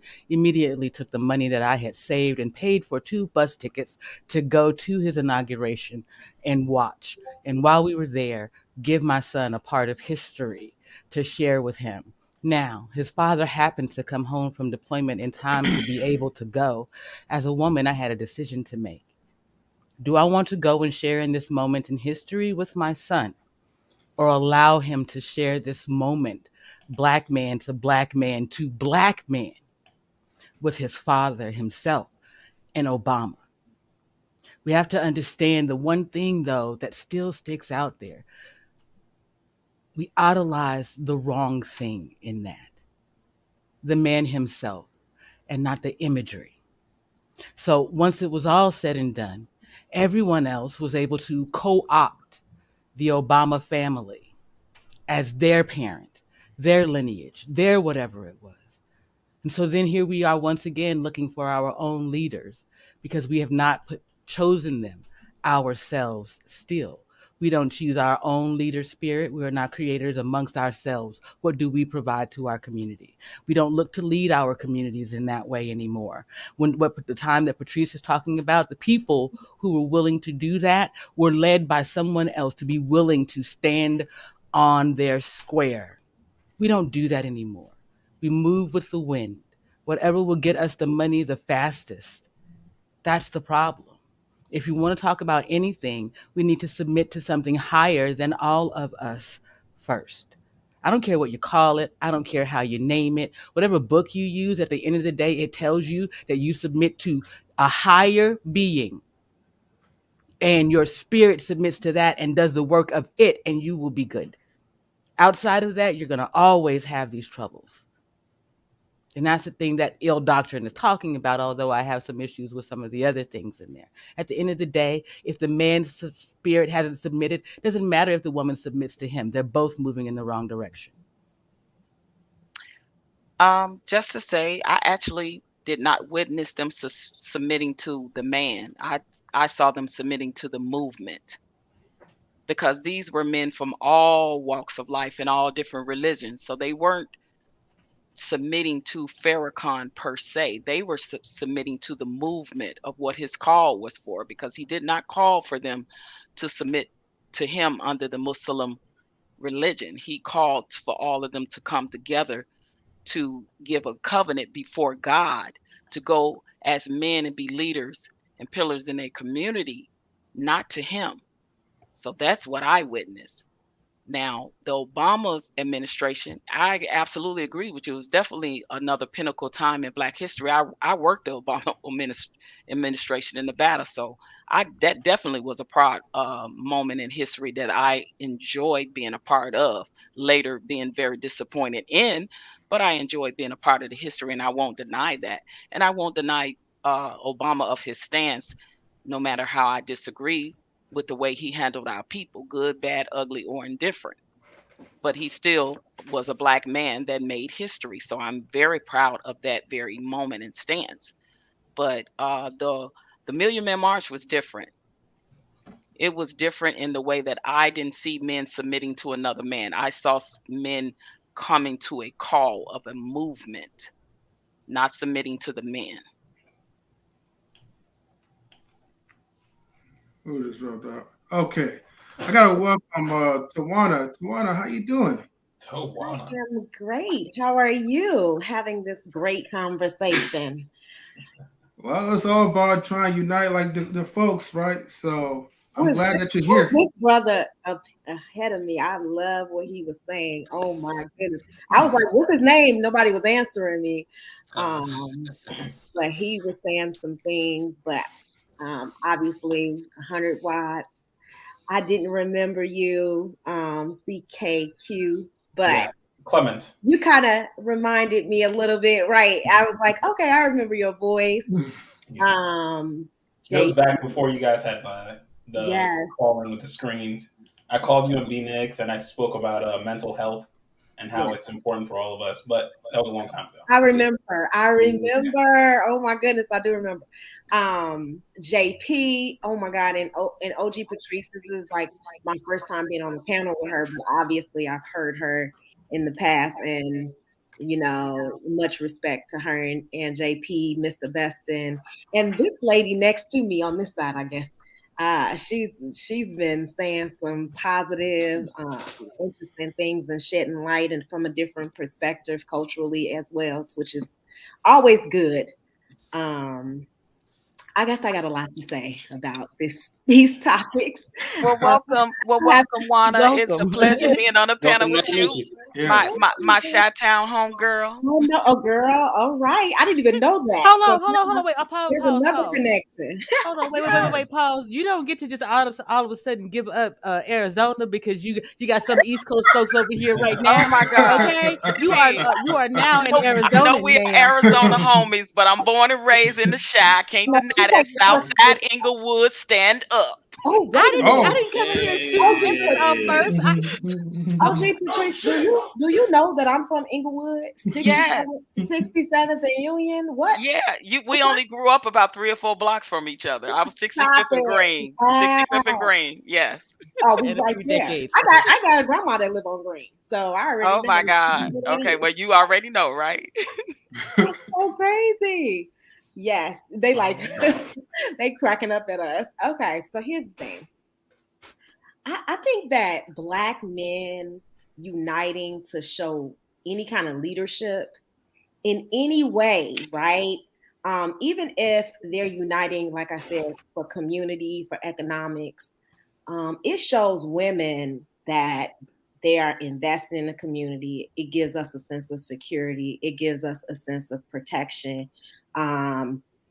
Women love a confident man. I don't know so it's like all of those things would represent, right? So what we see now is there's a lot of movements happening, and there's a lot of Black men uniting to do stuff. And I just think that it's like when I say this because I work in an industry where we duplicate resources all the time, right? So we're all doing something in the community, but we could really combine resources and do something way bigger. But what we do is we all have our own initiatives that we're starting, right?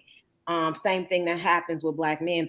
There's so many initiatives all around, but if they united in a more unified, positive, strategic way, it wouldn't do anything but show leadership skills.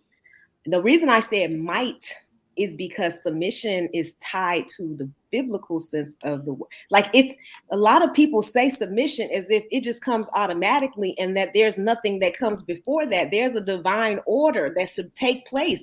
And obviously the man I need to be confident that this man is submitting to God and that I know his purpose before I submit to him.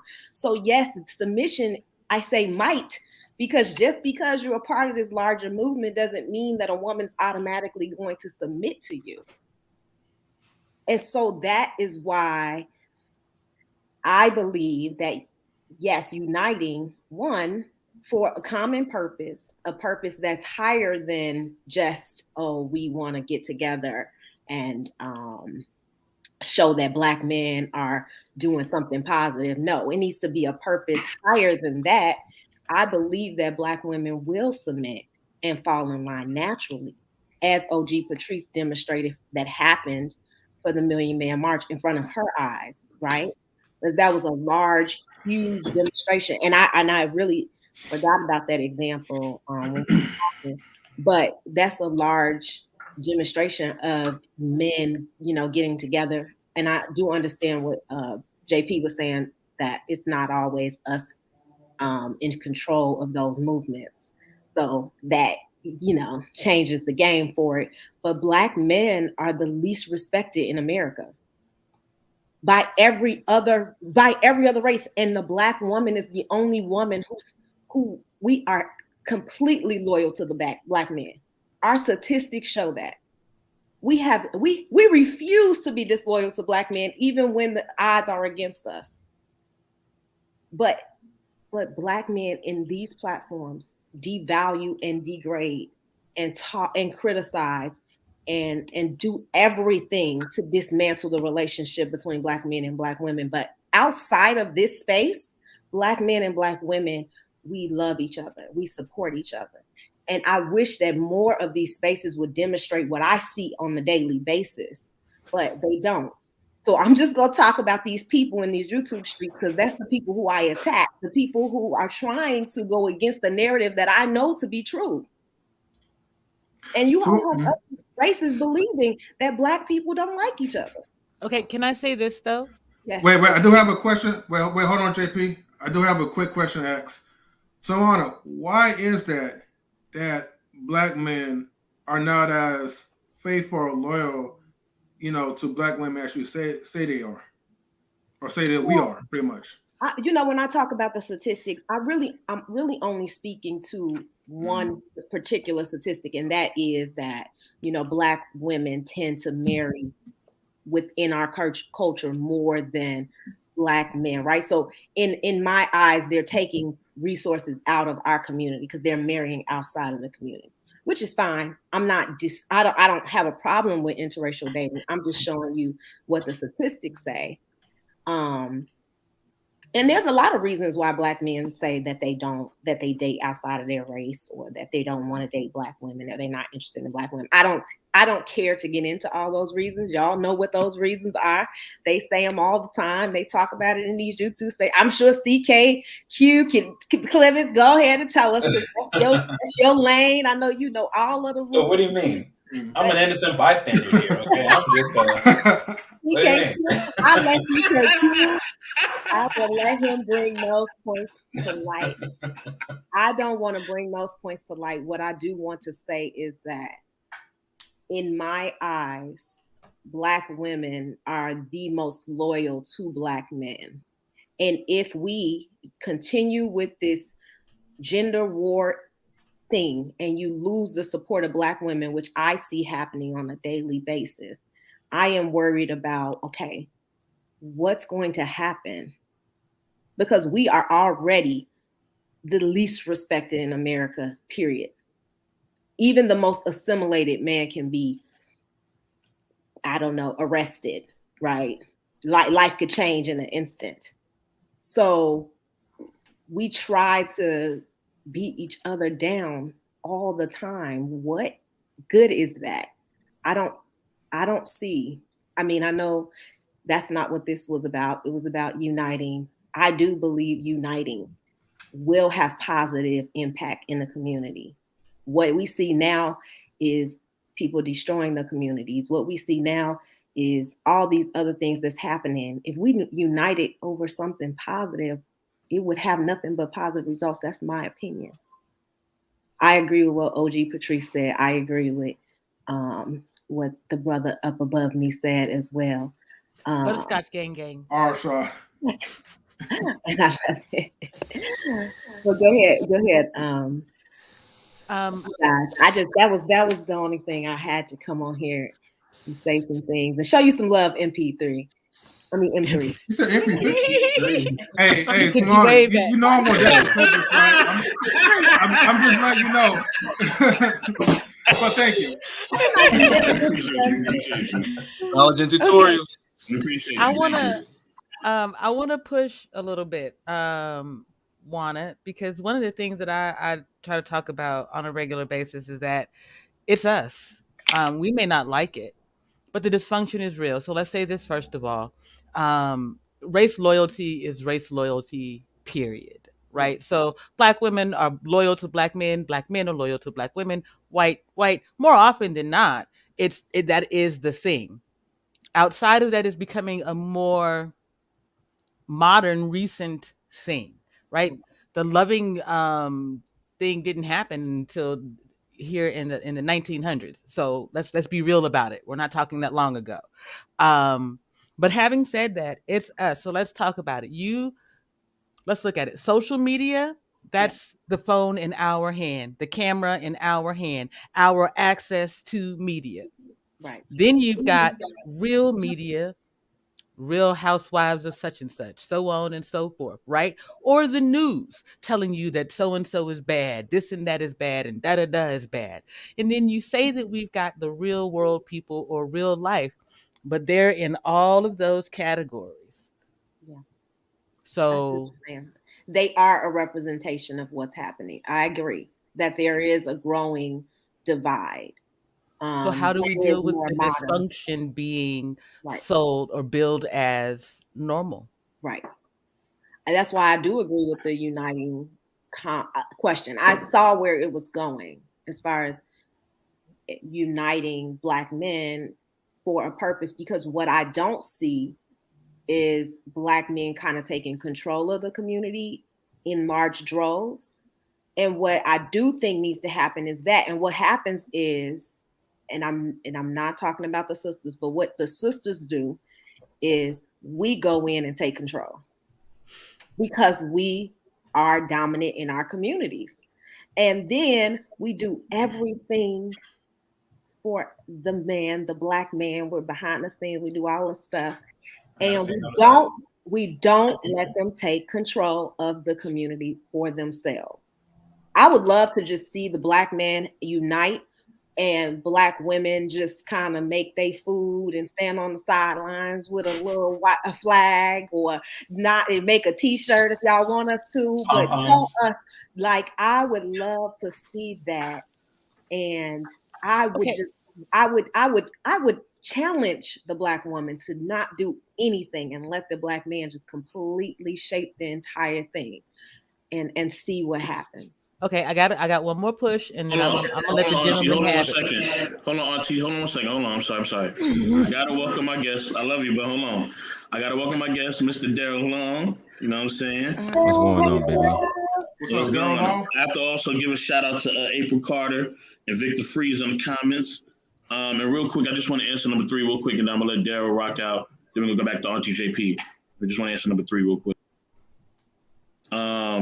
And the number three question was, no, I remember what it was. The Black men united, will women be more submissive? I believe yes, of course. And definitely welcome Tawanna. I'm sorry I didn't welcome myself. My bad. I know you welcome me. Yeah, my fault. But yeah, I think definitely it would definitely set a tone for the women to be more submissive, because they'll see that we're organized. You know what I mean? But if they're seeing that we're living in dysfunction and we're being dysfunctional, and that we're basically living lives that are contentious and are not basically positive, then they're not going to want to follow that example. Why would they? It'll be detrimental to them. But if they see that we're united and we actually are about something positive, they will move in line a lot more easier. You know what I mean? But if a woman sees you and she's like, I see him, he hanging out with his friends, and all he doing is hanging out in the corner. And on that corner, ain't nothing going on but negativity. And eventually you see one brother die, you see another brother die, you see another brother go to jail. You like, all right, I'm cool. I'm not messing with him. But if you see him, he hanging out with some brothers and they are about their business, they getting some legal money. They have businesses going. They're moving in the right direction. Oh, you're gonna want to submit to a man like that, because he's making moves with people that he's united with people that are respectable. That's right. And if that's happening, it makes it a lot easier for the woman to be submissive and fall in line, because she has respect for your lifestyle and who you're aligned with. So yeah. Have y'all seen me on panels? When I have a panel of men who are highly intelligent and highly articulate and are just powerful, I am the most calmest spirit ever. The moment I'm attacked by these men that he's describing, I go into defense mode instantly. I am never going to submit to a man like that who I know I can't trust, who I know will betray me. I just know it because of the way they treat me or how they mishandle me or disrespect me. When you see me with men who deserve respect, I treat them with that. I will never disrespect them. And people always question that, and it is the truth. You can see it in action. It's just what it is. I agree completely with what was just said. I agree with JP as well. I mean, some of the things, like, I know what JP means, and I get it, because you can't trust the system. We cannot. There is just everything we see is orchestrated and controlled by you know what. Also, social media is trash. It is. It's false realities. Mm-hmm. Don't give into it. Mm-hmm. Remember, these are a bunch of internet boys, Tawanna. There's a difference between a real man and men with boyish-minded mentalities. Right. And you have to understand, sometimes you may have to give them a little grace so then that way you can get an understanding, so then you won't get offended because you already know these are men are coming from, what do you call it? A mid you know, the men go their own way. What's it, MGTOW or something? I can't even pronounce it. Yeah. It's a division of the manosphere, though. A lot of people don't understand that. It's a branch of the manosphere. The manosphere has several branches. The manosphere is ridiculous and it doesn't even Also, exist. it also has this deviant one that's really tied to all this really weird stuff. You got that people need to understand. See, they say that the source don't matter. It's just I agree with a lot of what they say. The source matters. Who telling you what to do? It matters. Mm-hmm. And there was a guy that went to this last, I guess, Black Manosphere event, and he kind of did a telltale, and he was like, these men expecting all this stuff from these women, and you should see some of these guys. He was like, they are not the high value men you think. They are not as fit and handsome like you think. He said, I was there and I saw it. He said, and I talked to some of them. He's like, nah, these men ain't all the requirements that they are telling that they want these women to be and bashing on these women to be. Yeah. I was like, oh, I kind of figured that. But thank you anyway. You know, doctrine. Can I say this one thing? Doctrine said when you are on the panel with those men, you are not submissive. You are in their peace, and I agree with him. A man creates an atmosphere of peace around him based on his behavior. You're right. He's absolutely 100% right. Whatever the case may be, I treat people the way that they treat me. Right? If they take control, I know how to step aside. I'm not going to combat a man who's in control and leading us down the road that I'm supposed to be headed down. But if I know I'm going toward danger, I'm not going to follow you. I'm sorry. So in other words, that kind of answers the number 3 question, because see, it takes real, okay, let me make sure I make clear, real Black men to be unified with each other, to have like-minded conversations, so then that way we could lead our families and our women will be able to trust us in our leadership, and naturally you'll be more submissive to real men. Can we get Daryl Long's opinion on this? And I know Auntie JP has something to say, Tawanna. So Daryl, what's going on, brother? Talk to us. Yeah. Oh, and real quick, I don't think Wandra Watson CKQ had an opinion on. Okay, so after Daryl Long, I have to get to these two brothers real quick. Definitely. Peace, everybody. How y'all doing tonight, man? Hey, what's good, bro? Hey, what's going on now? I'm doing good. I'm gonna have my camera and all that set up by tomorrow. But listen, guys, I want to bring some reality to the situation. I've been in circles where men haven't had anything, and they had a submissive woman. They had nothing else, no car, no nothing, but they had a woman that loved them. And some women would call that person a fool.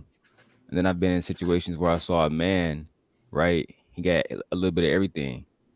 The woman's still submissive, but it's a different kind of submissive. It's like, let me shut the fuck up and do what this man say, submissive. Because I'm in a situation where I'm not really being loved. I'm taking advantage of the resources. That happens more often than men actually being loved. So in my opinion, there's men walking around with women on fucking dog leashes. You get what I'm saying? But they're not broke men. So like, there's women who the terminology submissiveness, I like to put it like this, M3. Dogs, cats, and babies and women are basically loved unconditionally, and not even women, but men. We're loved by how much we can provide. Thank you, brother. With the tie on, I saw you. But we are loved based on how much we can provide, and even in that circumstance, how many high value, actual high value. Well, Will Smith being one example. How many high value men who actually provide for their kids, not just provide for their kids, their families, they provided a good way for their family to go into different avenues to make money, whether it's acting, making music. Those men still don't get the submissive wife. Steph Curry, for example. Steph Curry played basketball. Everybody know him. Um, he went to Dayton, never cheated on his wife, been with his wife since basically the beginning of his career, right? Everybody knows this. His wife is still running around and she want attention from niggas at the gas station.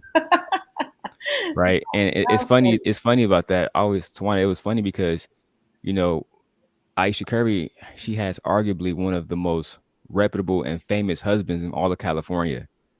And, that's like, I used to always say that's like Barack Obama taking Michelle and she like, yeah, I'm in Chicago and nobody's saying shit to me. Everybody knows your fucking husband. Everybody knows who the fuck your husband is. So of course nobody's gonna overly compliment you. I'm just saying, like, to me, had those stories been reversed, a man saying, "Hey, listen, I want women to holler at me and tell me my dick look big," and no, that would have been considered inappropriate. You get what I'm saying? So the one thing that I always She didn't suggest to say. men, I'm back. Go ahead, Tawanna. No, you good. You good. No, go ahead. But she didn't say like I want She didn't say those things my specifically. tits look big or something. She didn't say anything like that. What she said was that, like, I'm a married woman who desired the attention of people who are not my husband based on, well, a lot of different insecurities. I'm just saying that, like, in the world that we playing in right now, M3, we can't really, in my opinion, no other race go to their women and ask them, women, how do we make you be submissive? They conquer and then they divide and they do all these different things, and the women naturally submit because they don't have anything else to fucking do. What would white women do if white men said, yeah, I just couldn't imagine that. You know what I mean? Like, we're gonna enslave these people, we're gonna create laws, and y'all gonna do what the fuck we say. Period. And what Tawanna was saying about black men taking over the community, how many Black Panthers did that? How many civil rights leaders did that? But they didn't have submissive wives, every single one of them, because a certain amount of prestige played into that as well. People forget Dr. King had money. He graduated. He had a 6-figure salary in the fucking 60s. So at the end of the day, he had a lot of fucking money. He was able to provide a household. And even though there was rumors about him cheating with people like Rosa Parks, Coretta never remarried. She never remarried. That was her legacy.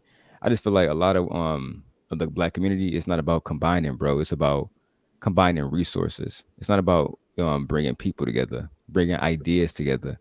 It's about certain socioeconomic levels.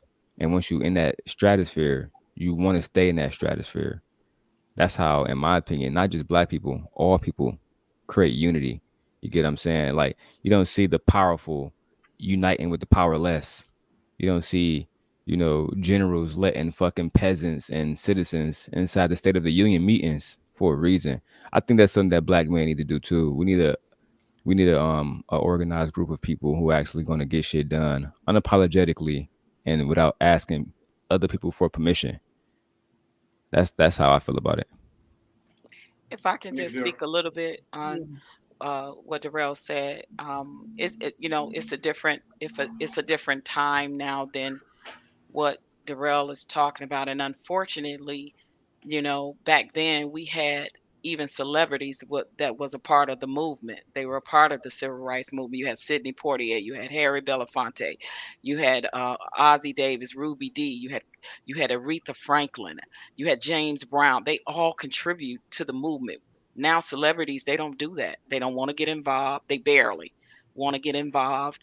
They don't, because we don't, first of all, we don't have a movement. We don't even have a culture or community on high, if you will, like we did back then, where you may hear every now and then Killer Mike say something, Ti might say something, but it's not on that global level. I think the only one who probably could have started that movement probably for us was Ice Cube, and we was all in our feelings about him going to talk to Trump, when Trump was the only one in power that can do something for us at the time. And he was saying, what do you black people want? What do you black people want? Regardless to what I said about y'all, what do you black people want? And we was like, oh, forget you. We in our feelings. We gonna vote for Biden, because forget what you said you was gonna do. You forget that $500 billion black platinum plan that you was gonna give us before you left office, Trump. We ain't trying to hear that because you racist.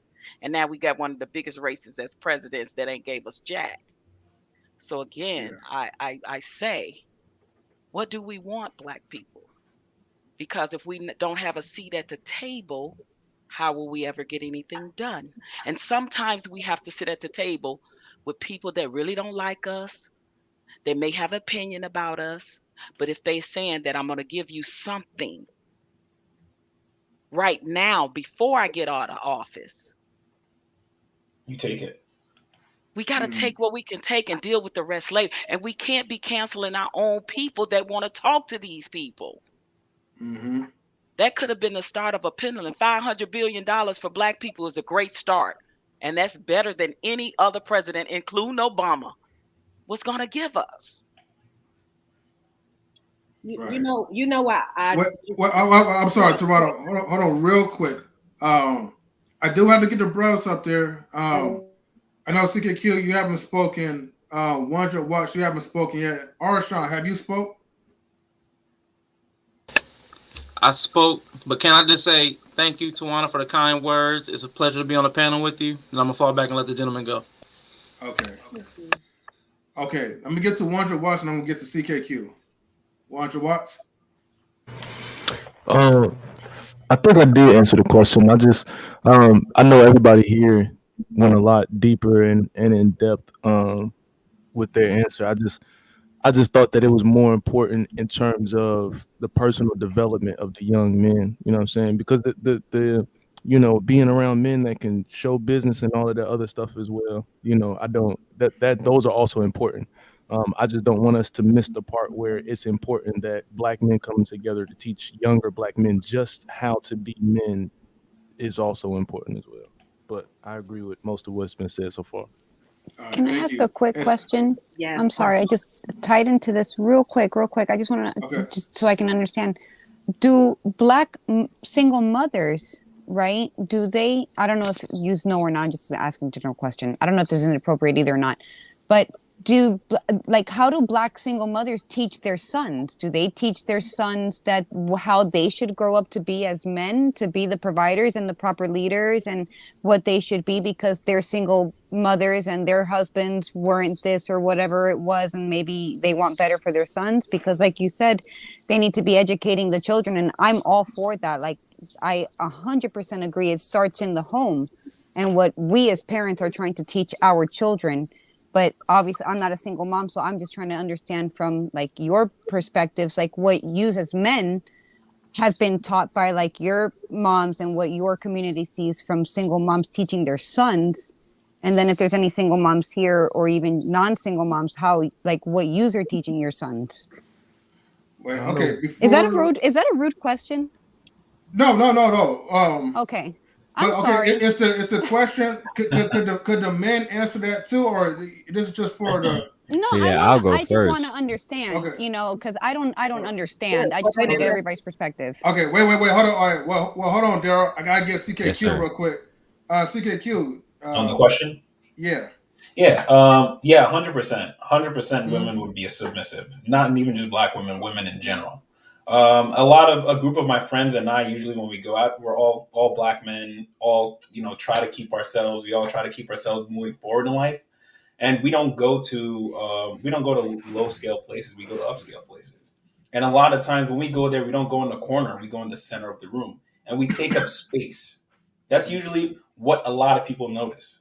It's kind of like, oh wow, it's a group of black men, and they're just taking up space. They're talking. They're having fun, interacting with a lot of people. Everyone wants to know, oh, what's going on? What are they doing? What are they doing over there? Everyone wants to be a part of it. The men and the women. Like, literally everyone wants to know what's going on. So when women step into that, they're far more willing, they're far more they're not as guarded. They're curious, they're interested. I want to get on this program. What's going on? This looks fun. This looks interesting. This looks like you guys are actually like doing good for yourself. I want to be a part of this. And that's literally the I've seen it happen. So every time we go out, I watch it happen. And it's not even like we go out to, our goal is not to go out to pick up women. Our goal is to go out to meet other Black men and to keep building a network. The women gravitate towards that. Women aren't the goal, but the women will gravitate towards you if you're trying to build something with other groups of men. So that's 120% women will be submissive. They're far more willing to be submissive to men that are trying to do something. And as a single man going out, it is harder because now there's a little bit more barriers. But now as a group that all present themselves well, then it's much easier. Okay. All right. Thank you, CKQ. I'm gonna get to Daryl and the ladies. I know y'all want to talk. I'm gonna get to y'all. Daryl, I know you had something that you want to say in response to Mimsy's question. No, absolutely. I want to leave my statement with data. Let's just start there. Okay. Oh man, where do I begin? So listen, in my opinion, let me say this first, like Stephen A. Smith would do. There are some single mothers who are great single mothers. There are some single mothers who stress the importance of Black prosperity and Black unity. But now let's get to the majority. Because, one of the things that I hate hearing all the time was these young Black men, especially where I come from, right now I'm still in suburban Detroit, but I'm actually from the inner city or whatever. So, and I'm pretty sure Tawanna hear this all the time from being from Chicago as well. Thugs, gangs, vice lords, blood, Crips, etc., etc. But then they also say this, right? They say Black men are the most absent men. The most absent men from homes. They don't exist, right? So cool. Let's take those as facts. So what we have is a group of Black women who are raising the thugs, the gangsters, etc., etc., etc. Right? And they can say, well, the men this, man that. Let's just keep going with stats. The most incarcerated man is who? The Black man. They know that. They know that when they call the police. I had the police call me recently, right? When I was being abused. Oh my God, yes, this person's abusing me. It took for a video to adjudicate me, right? So at the end of the day, we see women using the system to abuse men. I mean, are we going to sit here and act like that doesn't happen? Are we going to sit here and act like there isn't young boys who are here making money in the streets and then bringing it back to their fucking mothers? Because I had cousins that did it, right? One of my cousins down in Kentucky right now. He's been down there since 2013. His release date is 2029, right? Heroin charges. So at the end of the day, in my family, I see this kind of stuff all the time. You know what I'm saying? And people that surround us all the time. If you really in certain circles, you see it all the time. And I want to shout. I'm gonna end my statement by talking about what J. Cole said. How there was a young brother that he grew up with in his songs 03 Adolescence. How he would pull up to that young man's house and his mother would still let him hit the blunt though. Yeah, finesse visions know what I'm talking about. So there's women that they do drugs with their kids. They sell drugs with their kids, and we act like these young boys, they get this out of nowhere. I just hate that on one argument women can say, well, Black men don't take care of their kids. Me being a single father, I just hate that shit. But at the same time, they say, well, the reason why we have Pookie and Ray Ray and Terry and Meech is single is because of the fathers. But y'all was the ones in the house with them 24/7, right? So, and a lot of times I see, and I'm pretty sure I'm not the only one. I'm pretty sure I think her name is Missy or Mimsy. I'm pretty sure she has saw Black women not raise their child the same exact way, like we saw with DMX, right? This is the last thing I'm used. DMX openly talked about how before he passed away, his mother had never ever heard. He never heard his mother say, "I love you." He talked about how he spent millions. He talked about how how he did, drugs at 14 years old, how he was smoking crack blunts at 14 years old. It's a lot of different stuff that she just didn't protect him from, but she made sure she kept him away from his father. I just think that's, and then when he, became a alcoholic, drug abuser, abuser of his wife, abuser of his children, multiple times married, multiple times cheating, did his mother say, I raised a stand, like I was a single mom. She didn't claim that shit the way she claimed it when he was a young boy, and you can put a fucking bib on him and she can, show him off to the community. But now that the product of what she raised turned out to be that, she wasn't proud of it. And a lot of boys find themselves in that situation where they being raised in environments where it's, trust me, I've been there. Be as macho as possible. Destroy everybody that I tell you to destroy and bring home the money, however means I tell you to bring it home. But if you get caught, if you bring shame to the family, do not attach my fucking name to it. You were the reason. You the thug. You the gang member. I got a cousin right now who's sitting down in the same situation. One of my aunties, she more gangster than anybody I met on YouTube. You know what I'm saying? So at the end of the day, it's like I said, he won't see his son until he's 20. Until his son 20 years old. And my auntie had admittedly played a role in his incarceration. Can I say something? Yes. Yeah. And is this reply to Mimsy's question or? Yes. I'm just giving a quick shout out. I'm just giving a quick shout out to the 757 and the 256. Yeah. Okay. Okay. Real quick, right? I would like seriously, like, okay. I've been real patient and I'm trying. Wait, hold on, JP. Hold on. So what I was going to say, JP, I'm gonna let you talk, right, and everybody else. But after JP, what I'm gonna do, I'm gonna have him put a timer, right, because I'm going to get to the next question. Each person that wants to respond to that, feel free to do so. But I will give you guys a minute to speak. That's fair? Okay. I can do it in a minute. You could give JP my minute if she need it. Yeah. But Tawanna needs like an hour, not a minute. JP don't need nothing to say, but it's the gynocracy at work. Mimsy's question is answered in that way. The fact that Black men continue to cape for coochie more than they do anything else, it's the gynocracy at work. Black women are in charge of the household. They are in charge of the school system. They are in charge of damn near everything. And in that way, yes, we are the ones who should be more held accountable. We're first authority on too many things not to be able to say, you know what? We've been messing up for the last 40 years. Maybe we need to back the hell off. Some of us have done a better job than others, but maybe all of us need to try to figure out how to work with the men that are around us and do a better job.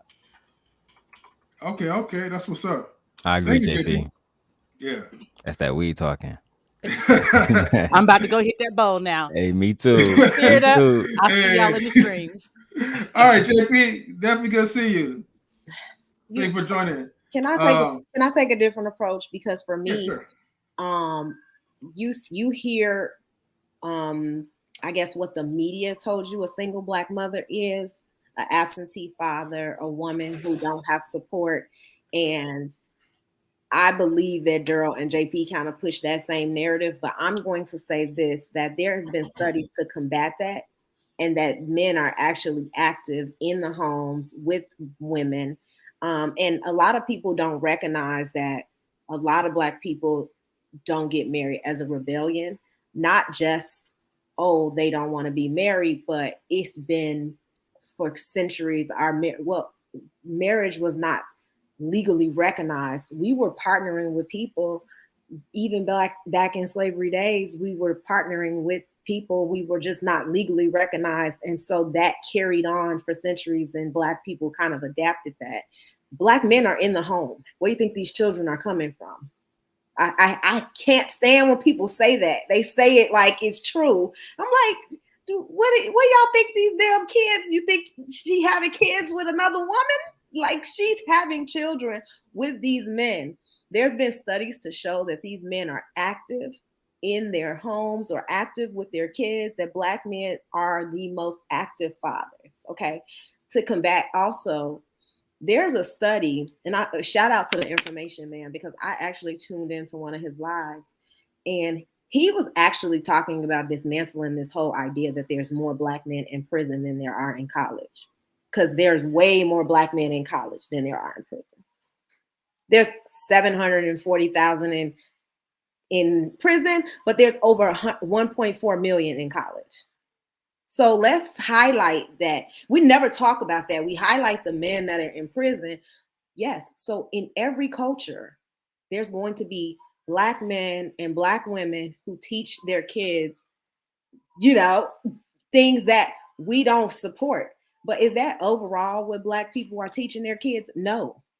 Is that overall what single mothers are teaching their kids? Hell no. I'm not a single mother, so I don't want to speak for all single mothers, but I was raised by a single mother. And I don't even know, because my dad was active in my life my entire life. But I lived with my mother. But it's like a lot of us have that story where we lived with our parent, but our other parent was also active in our life. And so for us to promote this narrative that we are not able to, single mothers are not able to teach their children how to be men when they have boys is really crazy. Because what happens is a lot of Black women who don't have support, what they do is they utilize other resources. They may have their kids join sports. They may have their kids in community organizations. They have representation, leadership, mentors. Some people go to the church. I don't know how I feel about that, but it's other things that people do to get positive influences and representation. And so I can't leave you with just that negative things that you heard. I want you to also hear the flip side.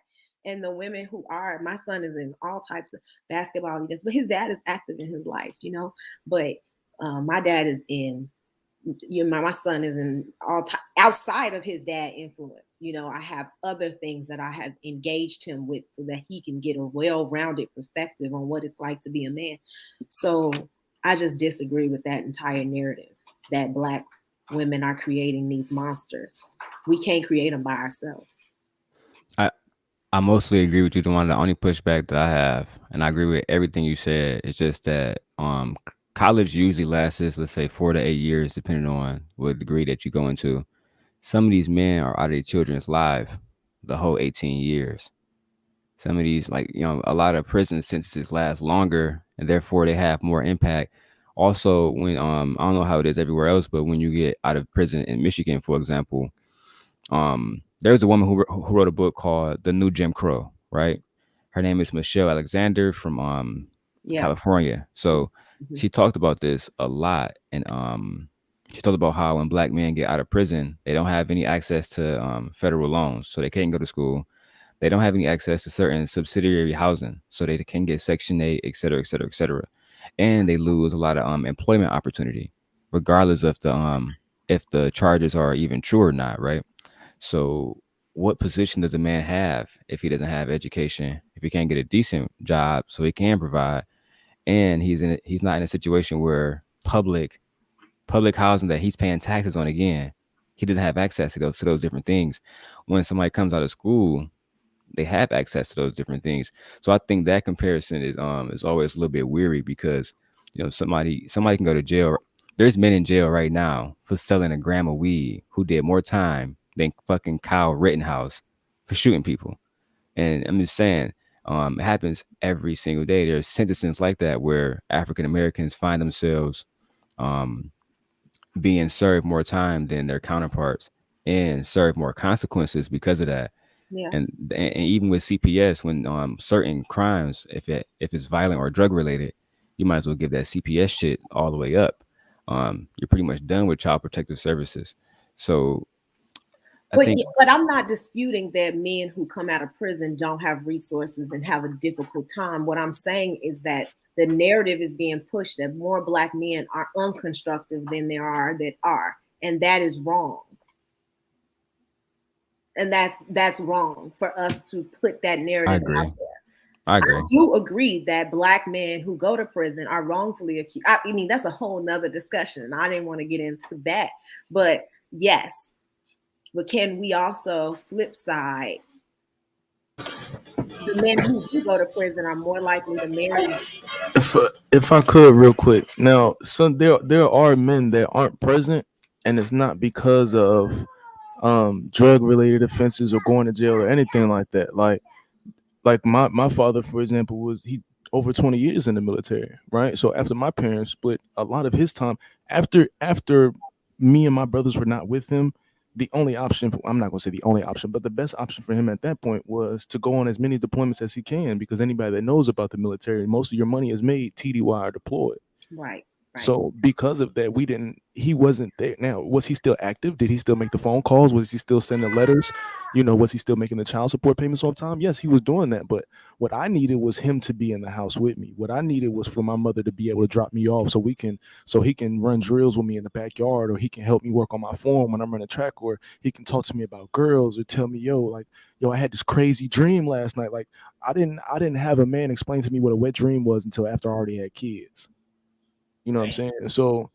So stuff like that, like those are the things. It's not always a bad thing. It's just sometimes opportunities just happen that way. There are some men who are not physically in their children's lives because them and the mother live in two separate states. So he might only be able to see the children physically once a quarter. Once every 3 months he can get the kids for a week. So I understand what you're saying. Black fathers are very active in their children's lives. I am very active in my kids' life. Like I try to make it a point for Some them of to the see best fathers, actually. You know what I'm saying? I try to make it a point for my children. If they're not in my custody, if not physically in my presence, I make it a point to try and see their face at least once a day. You know what I'm saying? But I do understand that there is a different impact that is had by not physically being there. Even if I do show up and drop them off, like just not being able to wake up to your father. Like you said your father was active in your life. Mm-hmm. It's a little different than actually being able to wake up and him being in the same house that you're in. You know what I'm saying? So those things do matter, like not being there, whether it's because they're not together, whether it's because he's in jail, no matter what the reason, if you're not physically there in the house, it has an effect.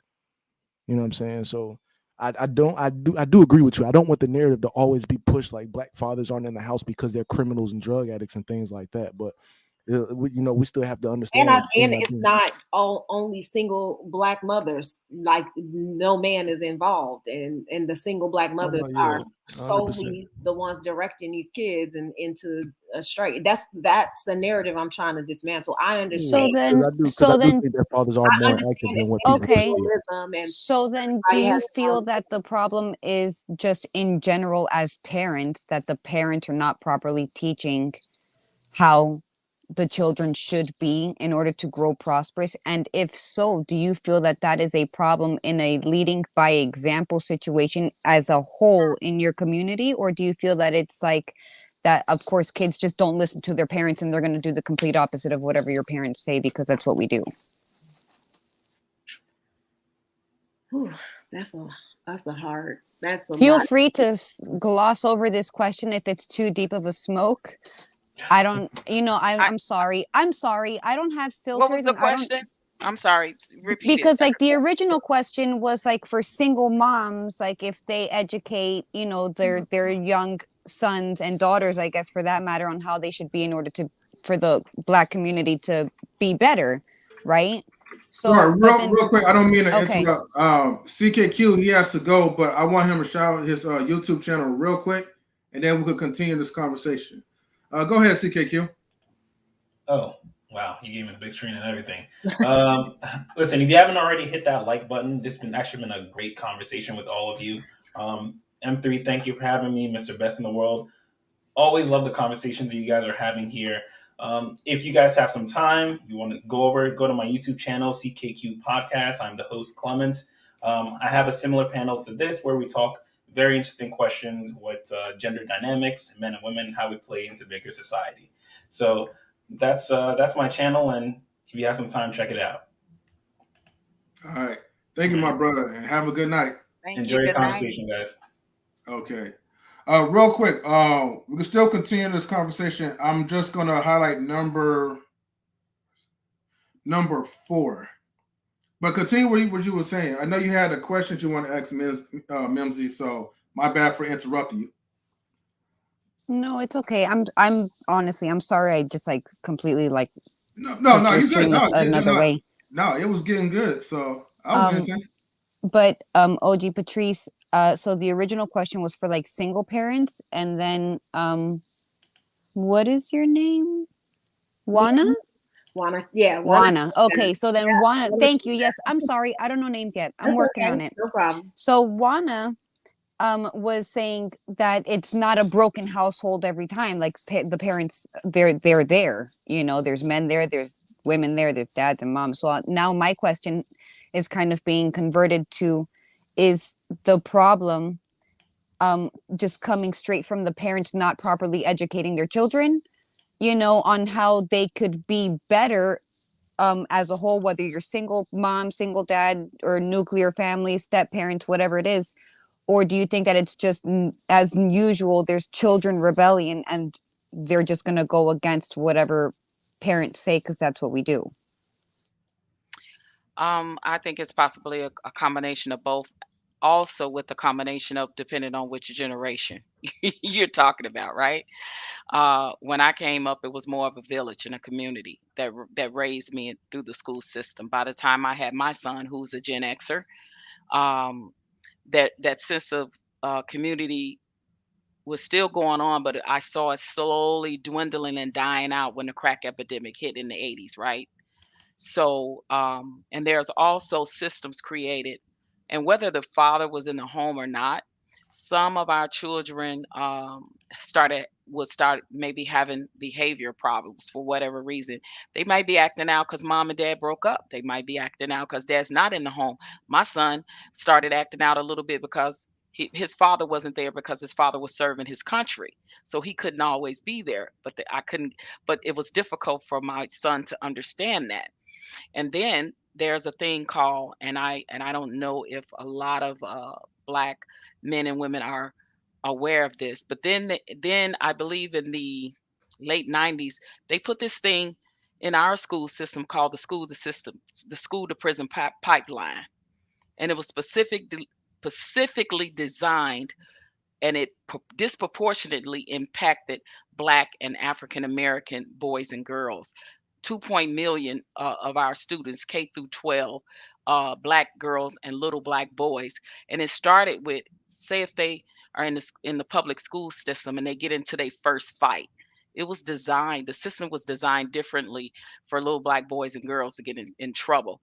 The suspensions, then it's the truancies, and then it is literally a system that takes them down a road of, you a problem child. We don't know what to do with you. We don't know how to handle you. We don't know how to place you. And you end up going literally from the school to the prison.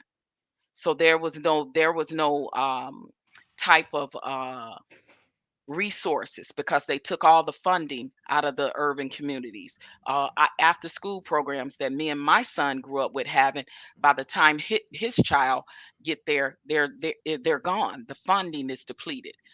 So when you have a system literally that is against you and don't let you be growing up in the urban neighborhoods, all of those factors come into play, and all of those factors disproportionately impacted our community the most. So I would say it's a combination of all those things. My father left young. Him and my mom split up young when I was young. But my son's father wasn't there because he was serving his country. So when it was times when he couldn't be there, I had my brothers. I put him in programs where I wanted him to be around men that were smart, intelligent, that had more. They strive to do more, so that can make him strive for something. And now he's very successful. And I'm grateful that I had that community in that village. I don't see that now in Black communities. I don't I Right. don't I don't see resource centers, after school programs. Like, the funding is gone for all of that. So that Hmm. plays a large part of the reason why the Black community has been disproportionately despaired from those things. So Okay. Real quick, I want to get Tawanna to say something next. But there was an interesting question that Tristan Dapper had put out. And his question is, I think there's a tradition aspect that is missing. Would the problems persist in the Black community if there was a specific tradition to focus on? Tawanna, what's your thoughts on that one? You know what? I had a live about creating culture and creating traditions, because I do know that we have culture and we have traditions, but a lot of it has disappeared with certain generations, and we do need to either go back to the drawing board, think about some of those cultures and traditions, revise them, or create new ones. And we do need to collectively come up with something. Someone even mentioned having a mission statement, which I thought was amazing. Coming up with something and then collectively spreading this across all these YouTube streets and the voices just around, like combining with all of you, because what is missing is tradition.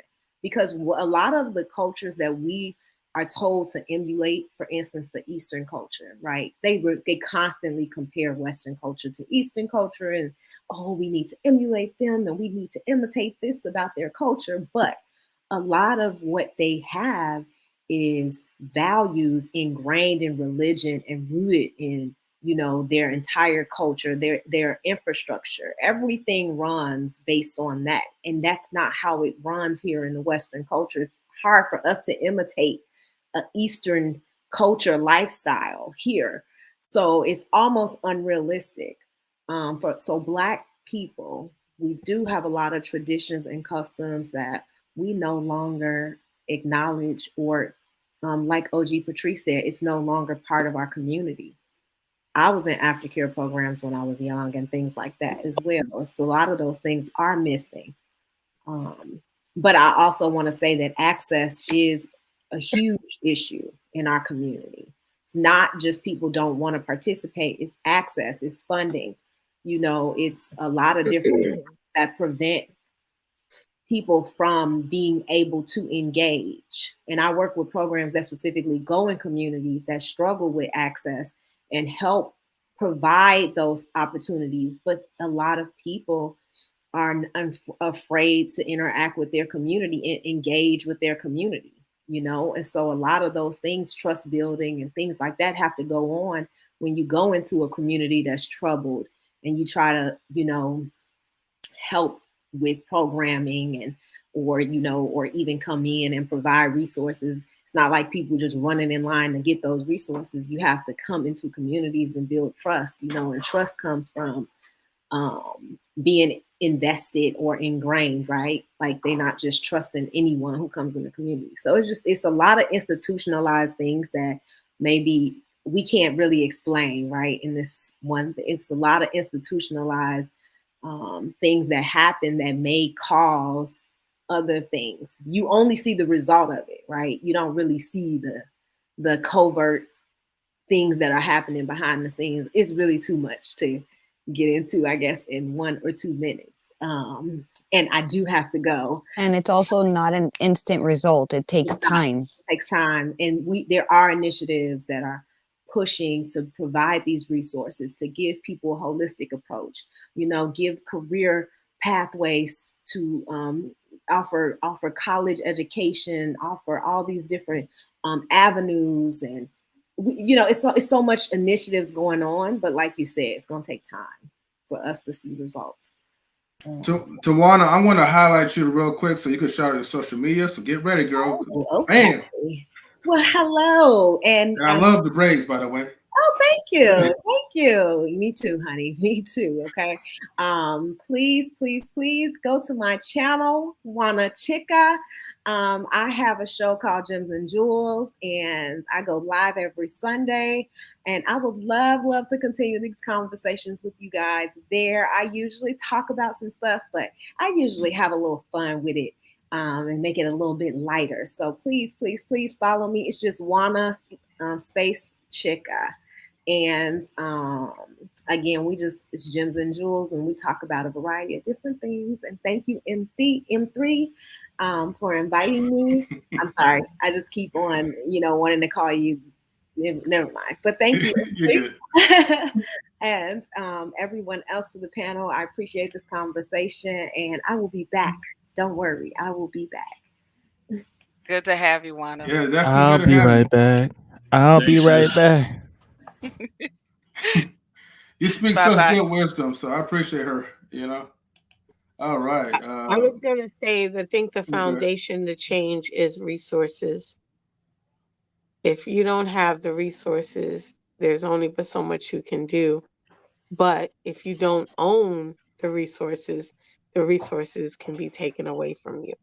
So if you don't own a bank, you don't own a grocery store, you don't own a apartment building, there's only but so much you can do, because it's those things are in the community, but they take from the community because they're not invested in that community. So that's the problem. There are a lot of programs, there are a lot of things out there. There are a lot of things out there for people, men getting out of jail. There are a ton of programs. If anybody wants to know, I can hand you a few. I live in the West Coast though.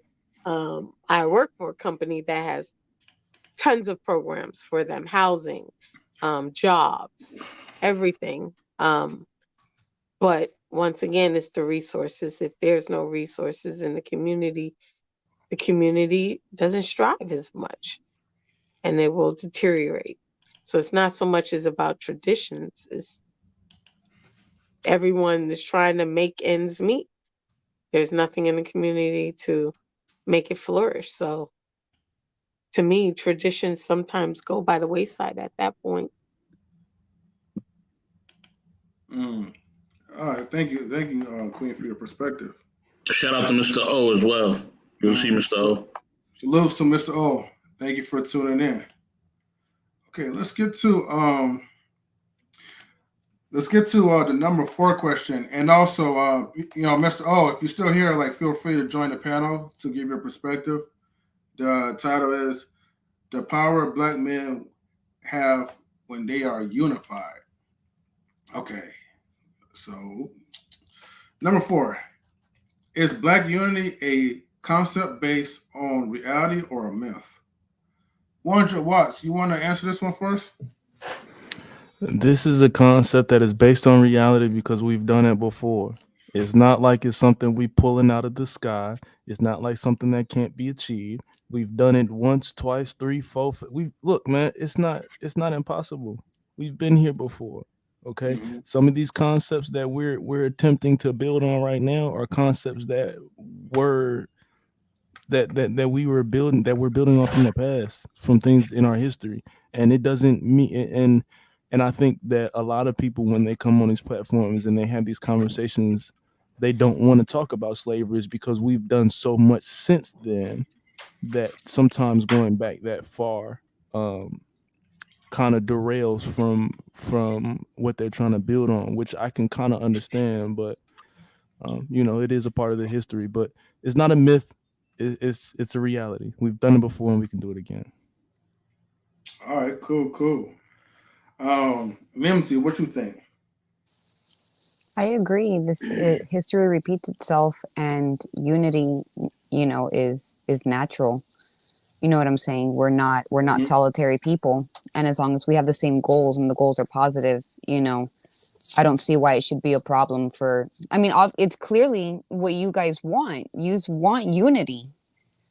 It's not. I don't I suppose, like, I don't understand where the disconnect is between, like, the panel.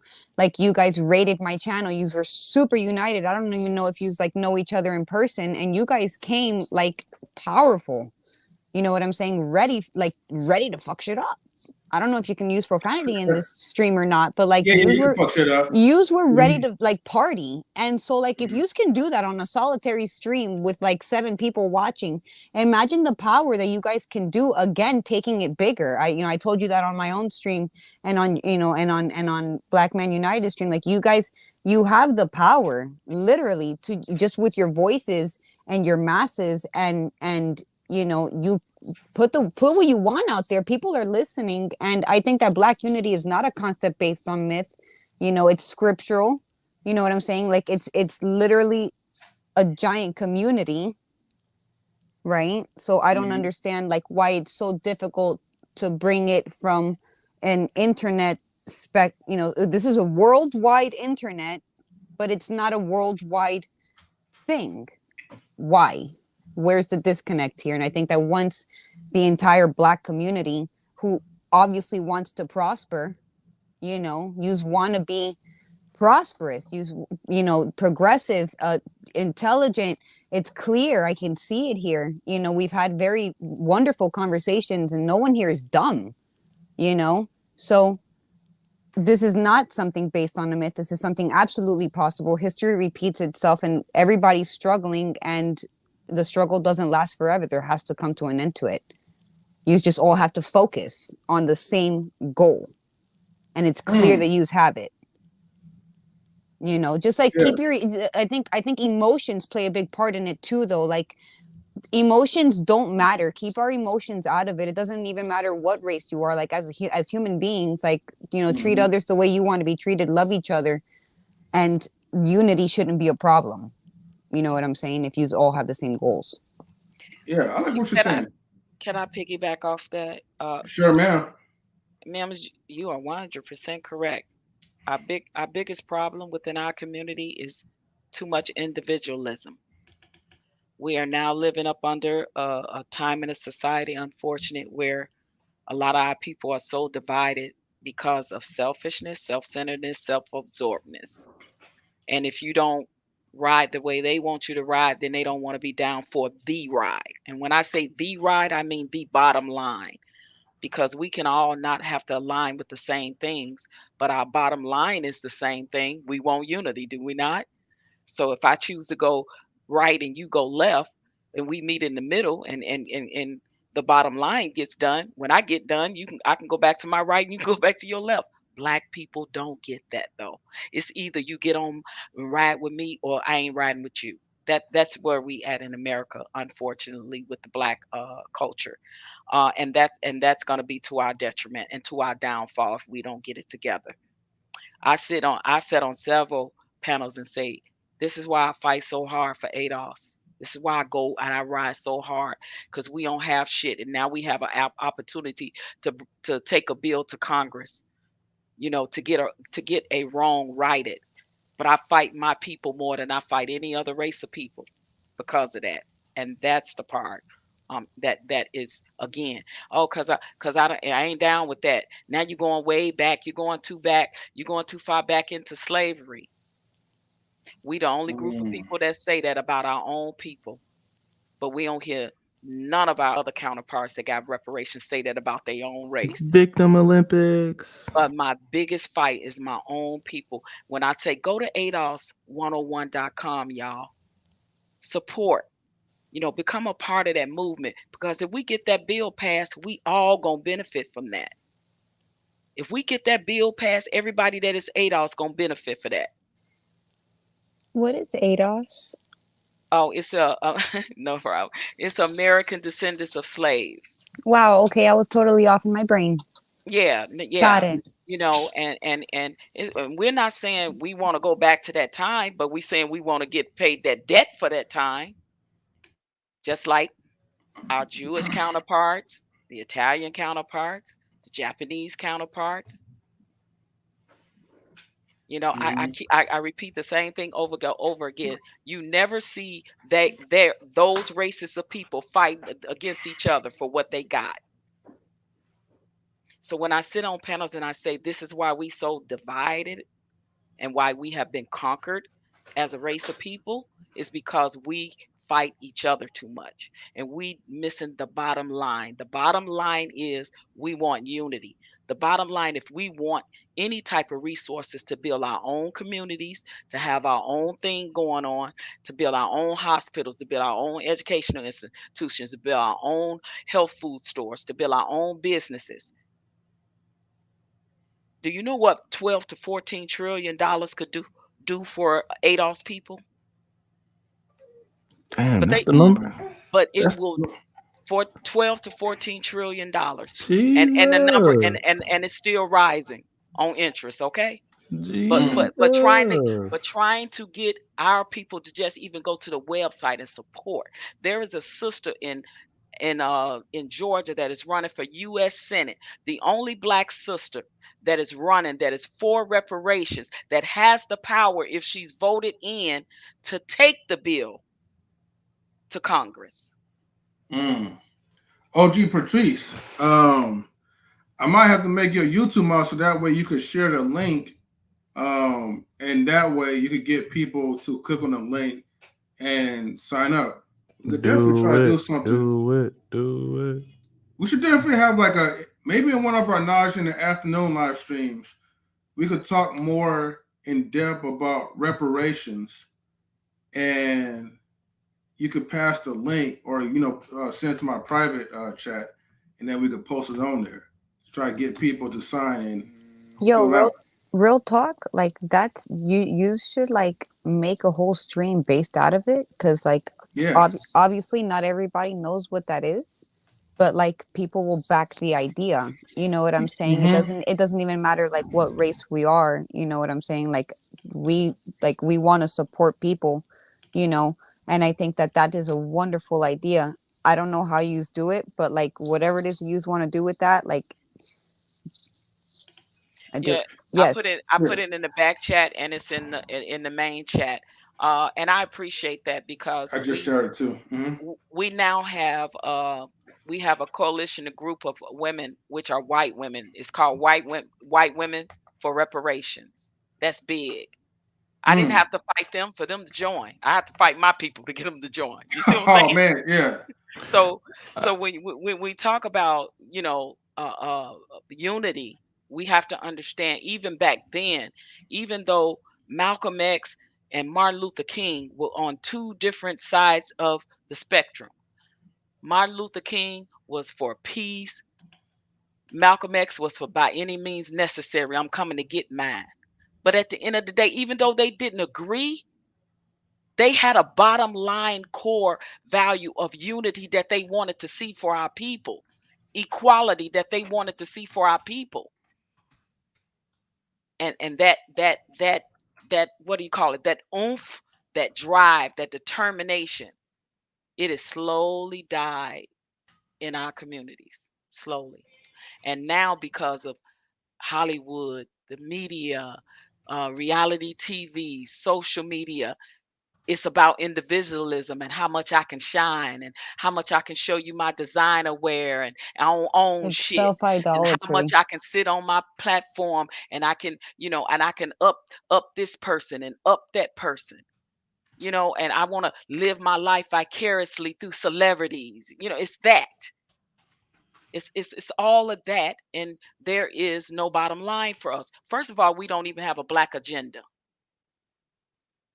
ADOS has a black agenda, which is a list of things that demands that we say we want as a people, as a culture. And this is what we plan to go to Congress with. So any opportunity I get to push this, I'm pushing this on our people. And I'm saying, y'all, go check out the website. Go check out what the agenda is. Check out what we asking for, what we trying to do. Do you know what 12 to 14 trillion dollars for ADOS people can do for our people? We won't have to beg nobody for nothing else because we can build whatever the hell we want to. I think that when you when the money is in, like before the money comes in, right? You have to have a solid foundation on what you're going to do as a whole community with it, because of course people, when they have money as individuals, they get selfish and they get greedy. It's the root of all evil. And so you Absolutely. have to be sure that part of I don't know how this all works. I don't know if like this No, I'm already is glad like you part of asked. it. You know what I'm saying? But like you, like as a whole community, because this is for the whole community to prosper, it has to be focused for the whole community, not like like Oprah, you get $1 million, No, yeah. you get $1 million, and then you No, do it's whatever not you like want, that. because it's not about you, it's And I about the think community. that's the biggest misconception, right? Like, and I will repeat this as many times as I need to. It's not about that. It's not about just say, give me a check and let me go on about our business. Because we already know as a people, we will destroy that because we'll give it right back into the hands of the oppressor. We'll start banning designer, everything flashy. Look what they did with the PPP loans that they got. Oh And boy. so let's be real about that. So we already know because we lack financial literacy, we got to start there first. I wanted to ask a quick question, Mimsy, and I hope I'm not being wild when I ask you this question. But your intrigue has me super curious as to how a young Cuban lady like yourself ends up across these streets where it's a bunch of black people bickering back and forth? Like, how do you find yourself in this space? Well, for this specific situation, I actually was invited, which was really a shock to me because, like, that's cool. But I actually started my YouTube thing because my husband has his and my pops has his, but I feel like there's not enough women out there putting out like information that actually matters versus just like selfish, stupid makeup bullshit.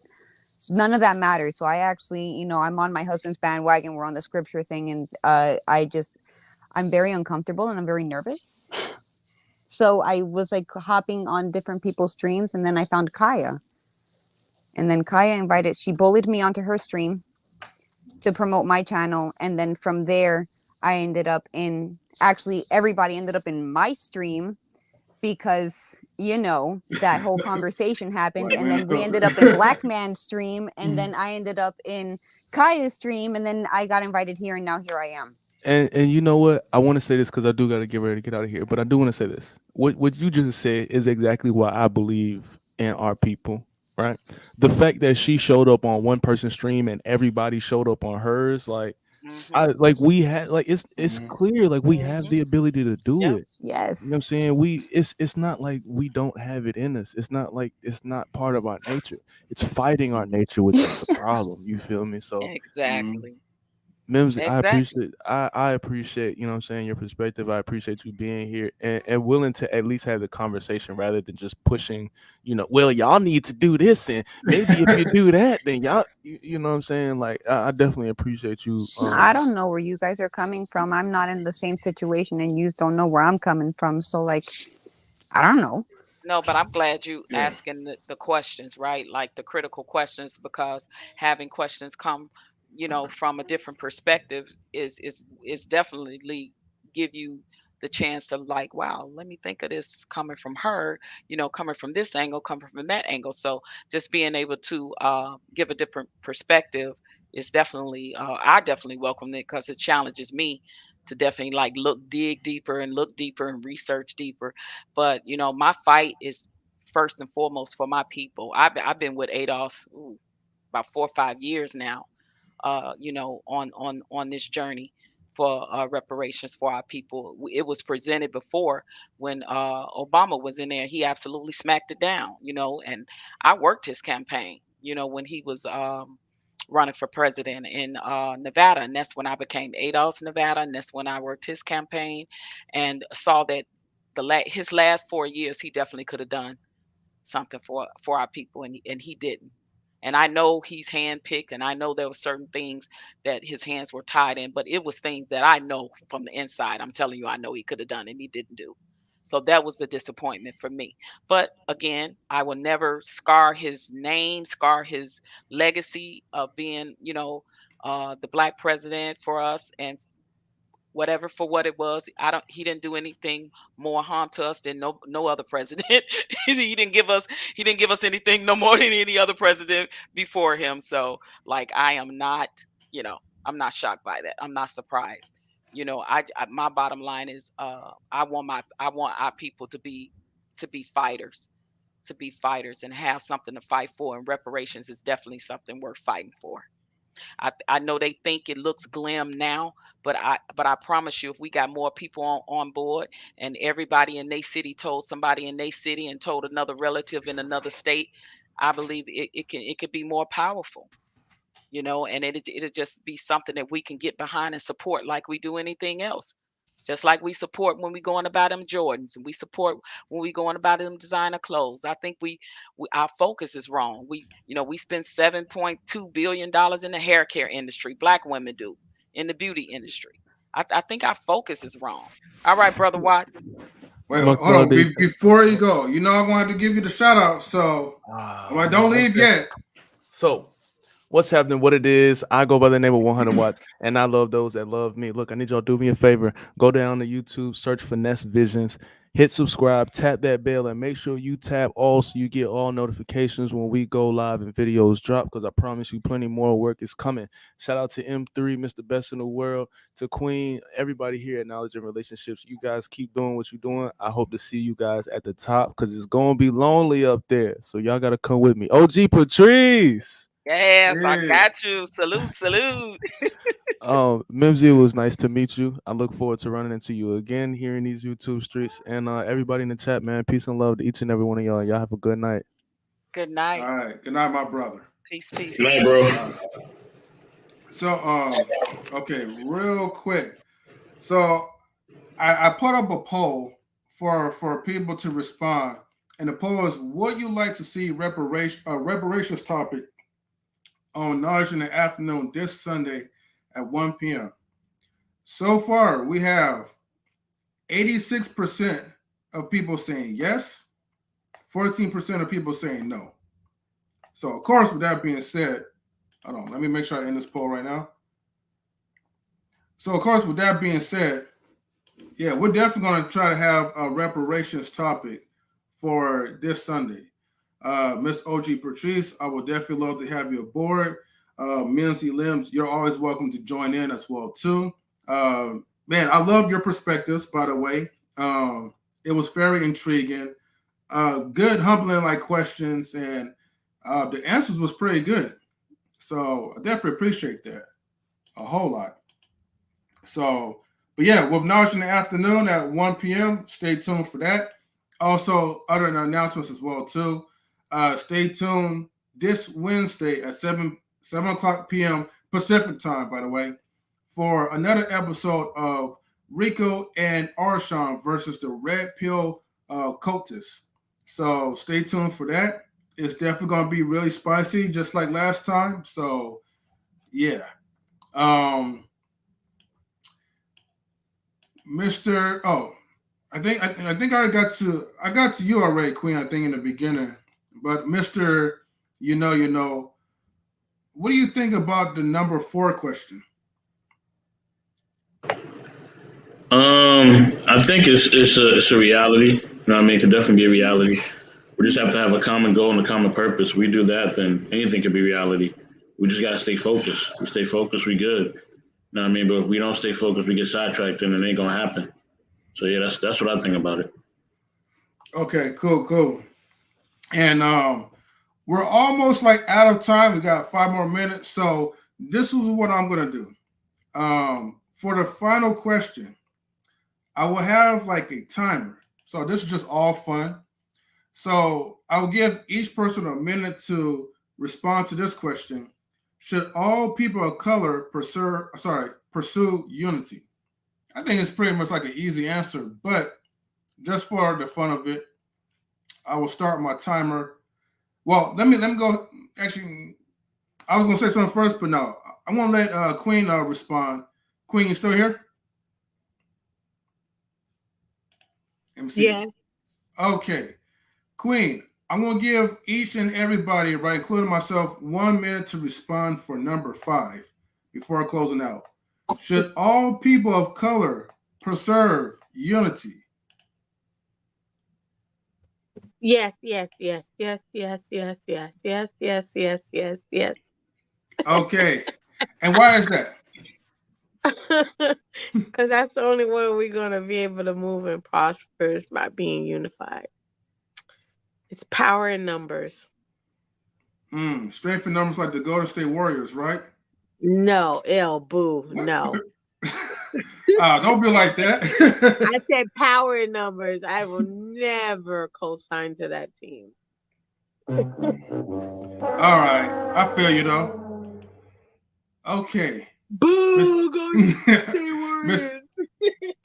Miss OG Patrice, right? What Yes, you think sir. about number 5?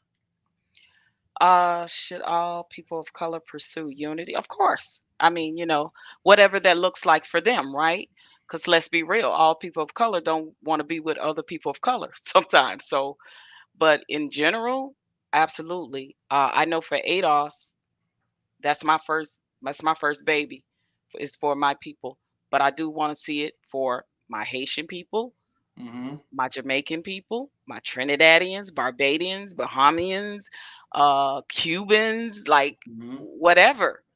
We are a people of color. When it comes, again, like I said, when it comes to a bottom line unity, absolutely. But we know we have separate things based off of culture, right? Based off of traditions, based off of different things, and respectfully so. As long as we can do that respectfully, those that want to be with those they want to be with, be with. Whether it's together, whether it's together but separate, whatever that looks like. I just want a bottom line of unity. That's what I what's want up. to see. All right. Thank you, OG Patrice. Okay. Oops. Mimsy, what do you think about the number 5? I like that OG Patrice included Cubans in there because like I wasn't sure if like I would be considered one of them, like a person of color. But I suppose in this town I am. Do I think Cubans, that Dominicans, Latinos, yes, African you Latinos, know baby. and depending on like who would say it, like Black Man United, when he saw that things were going on in my stream, he said, oh, but she's white.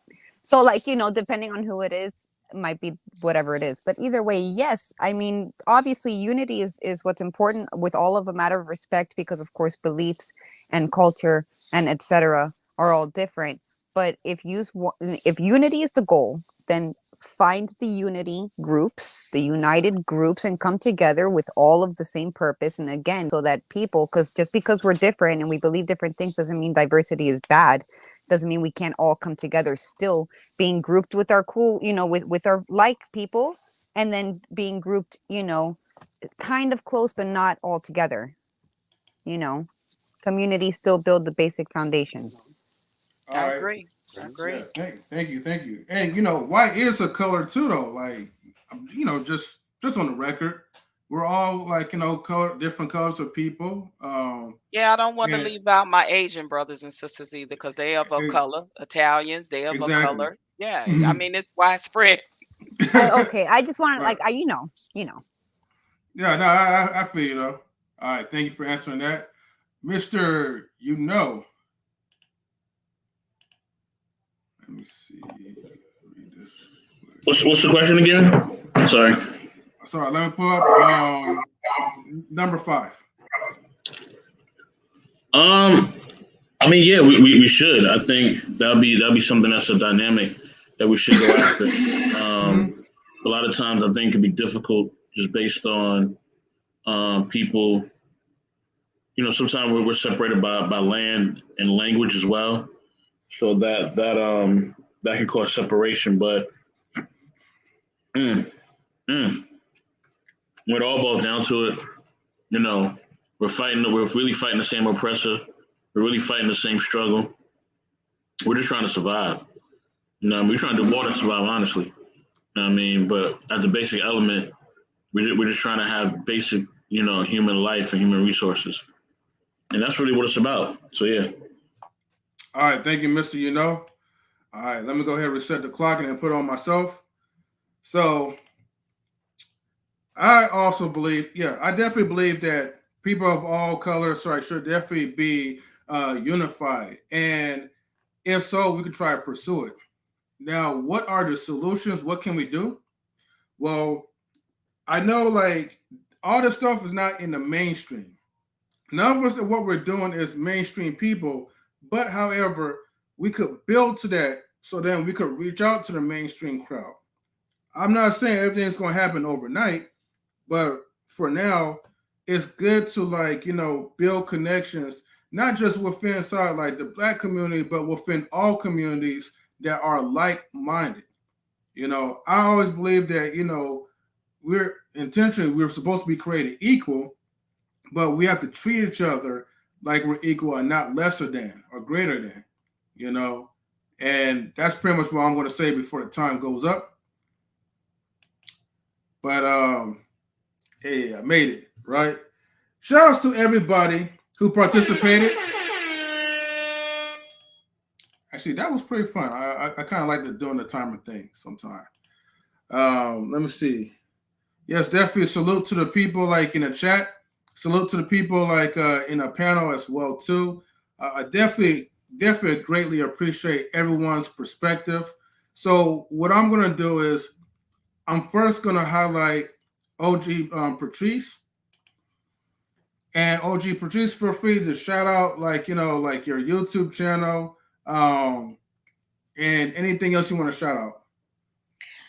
Yes, I want to thank Knowledge and Relationships for having me on the panel, allow me to grace them with my presence. I appreciate it. Anything that I can bring to the table that hopefully someone can gain some type of knowledge, wisdom, whatever you can grasp from it. I would appreciate and hope that I am leading by example, and I am being that example of a real OG. I appreciate it, and I will be here Sunday for the ADOS 101 reparations conversation, and that's at 1 p.m. I just need to know if that's what time is that Eastern time because I'm on a different time. But anyway, I will be there and hope you guys be here too to learn more about reparations, what it means, what it represents, what it's all about. I will break it down to you verbatim. Any questions that you may have, if I can answer them within my will and power, I will. Thank you. I don't have a per se YouTube channel where I discuss these type of things. I'm in the music industry, so my old channel is like old music stuff on there. But I will be getting a YouTube channel very, very soon. And I thank you again for Okay. the opportunity. Peace and love. I love my people. One love. And real quick, Miss OG Patrice, do you have like any type of contact, any type of form of contact that we could reach out to you on this one? Because what I would love for you to do, because I know you are the queen as far as providing the information of reparations, and I would like to know if you would definitely love to partake in this reparations topic, because we definitely need your wisdom and providing the understanding that we need about reparations and what are the steps for us to go to it. Absolutely. I provided my email in the back chat. So there Okay. you see it, you can contact me and let me know because I'm on Mountain Standard Time. So like Okay. where I am now, it's 11 o'clock, like 11:05. So 11:05. Oh, okay. So you're 1 hour ahead of us. So yeah. So ours is Pacific time. So the one that says like 1 o'clock, 1 o'clock p.m. That means that it will be two o'clock 2 Mountain o'clock my Standard Time. time. Okay. Mm-hmm. Yep, that's fine. Yeah. And Just just respond to the email. I'll put my email in the back and we'll go from there. okay. Thank you, sister. We will definitely respond back. And reach No out to problem. you. Thank you. Shout out to the panel. Thank you. I really enjoyed everybody conversation. You guys dropped some gems and brought some great knowledge to the conversation as well as the chat. Salute to the chat. Mm-hmm. And then I'm going to highlight Queen real quick before I get to Mimsy. Queen, go ahead and shout yourself out, please. What's up? You can follow me on Queen Feather 2K on Instagram, and you can see me here on Knowledge and Relationships platform. I may pop in a different channel, and I may not. Stay tuned and enjoy your night. All right. Thank you, Queen. And now I'm going to definitely give a good welcome and shout out to Miss Mimsy because she was like our new guest. So we're going to definitely give you a round of applause for participating and joining. Thank you so much. Thank you. I appreciate the very surprising invitation. I appreciate it. This was an amazing conversation. I will be here Sunday. It'll be 3 o'clock my time. So thanks for doing the math for me. Okay. And my channel is Real Talk with Mimsy Limbs. And we're not politically correct. We do a lot of scriptural readings. And I just really want to understand a lot of other people's opinions and how their brain works. So I usually go live on Friday nights. I have 3 kids, though. That's my husband. I have 3 kids, though. So it's either 9, 10, I don't know. Just go ahead and swing by. And if you're cool, you're cool. If you're not, we're cool. All right. Well, we'll definitely will be cool swinging by. So definitely for sure. Thank you. Okay. Now I gotta give a warm opening to Mr. Our network manager, of course, of knowledge and relationships. Oh man, that go out well. with that. Thank you, everybody, for being a part of the non-generational experience. We appreciate y'all. Yeah, man. Thank you for everybody in the comments. Sean Dave, K. Marion, Blaze Brown, everybody, Tristan Draper, April Carter. You know what I mean? Everybody who joined in the comments, everybody who has something to say, man. We definitely appreciate you. CKQ Podcast for jumping on and being in the comments. 100 Watts for jumping on and being in the comments. OG Patrice, First Lady Tammy. Everybody just jumped in today. Appreciate all y'all for coming in, man. Just Kaya, thank you for coming in.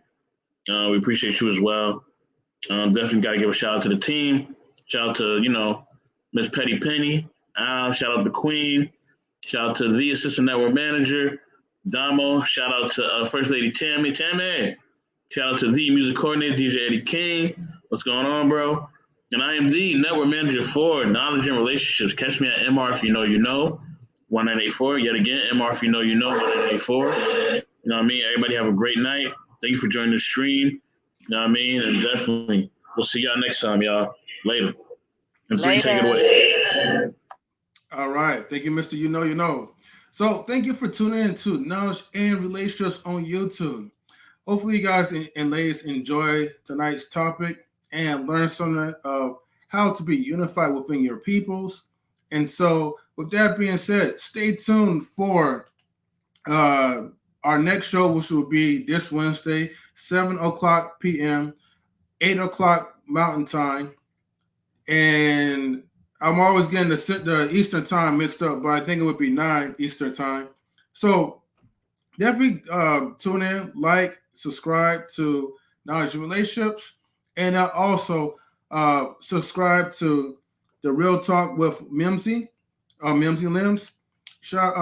Also subscribe to 100 Watts YouTube channel, JP's YouTube channel, Tawanna's YouTube channel as well, and many others as well. Shout outs to Access Entertainment. He tried to get in there earlier, but he was having some sound issues. But it's all love, my brother. Hopefully we can catch you again when the sound is good. So with that being said, before any of you ladies and gentlemen come back on to the next live stream, especially tuning into Rico and Arshawn's live stream, and you know it's going to be fire, okay? Make sure you boys and girls get your minds right, because you will definitely need it when it comes to these hot topics. And then with that being said, we are out, everyone. Later, peace out, and have a good night. Good night. Mimsy, stick around, Mimsy, stick around. All right. Later, people.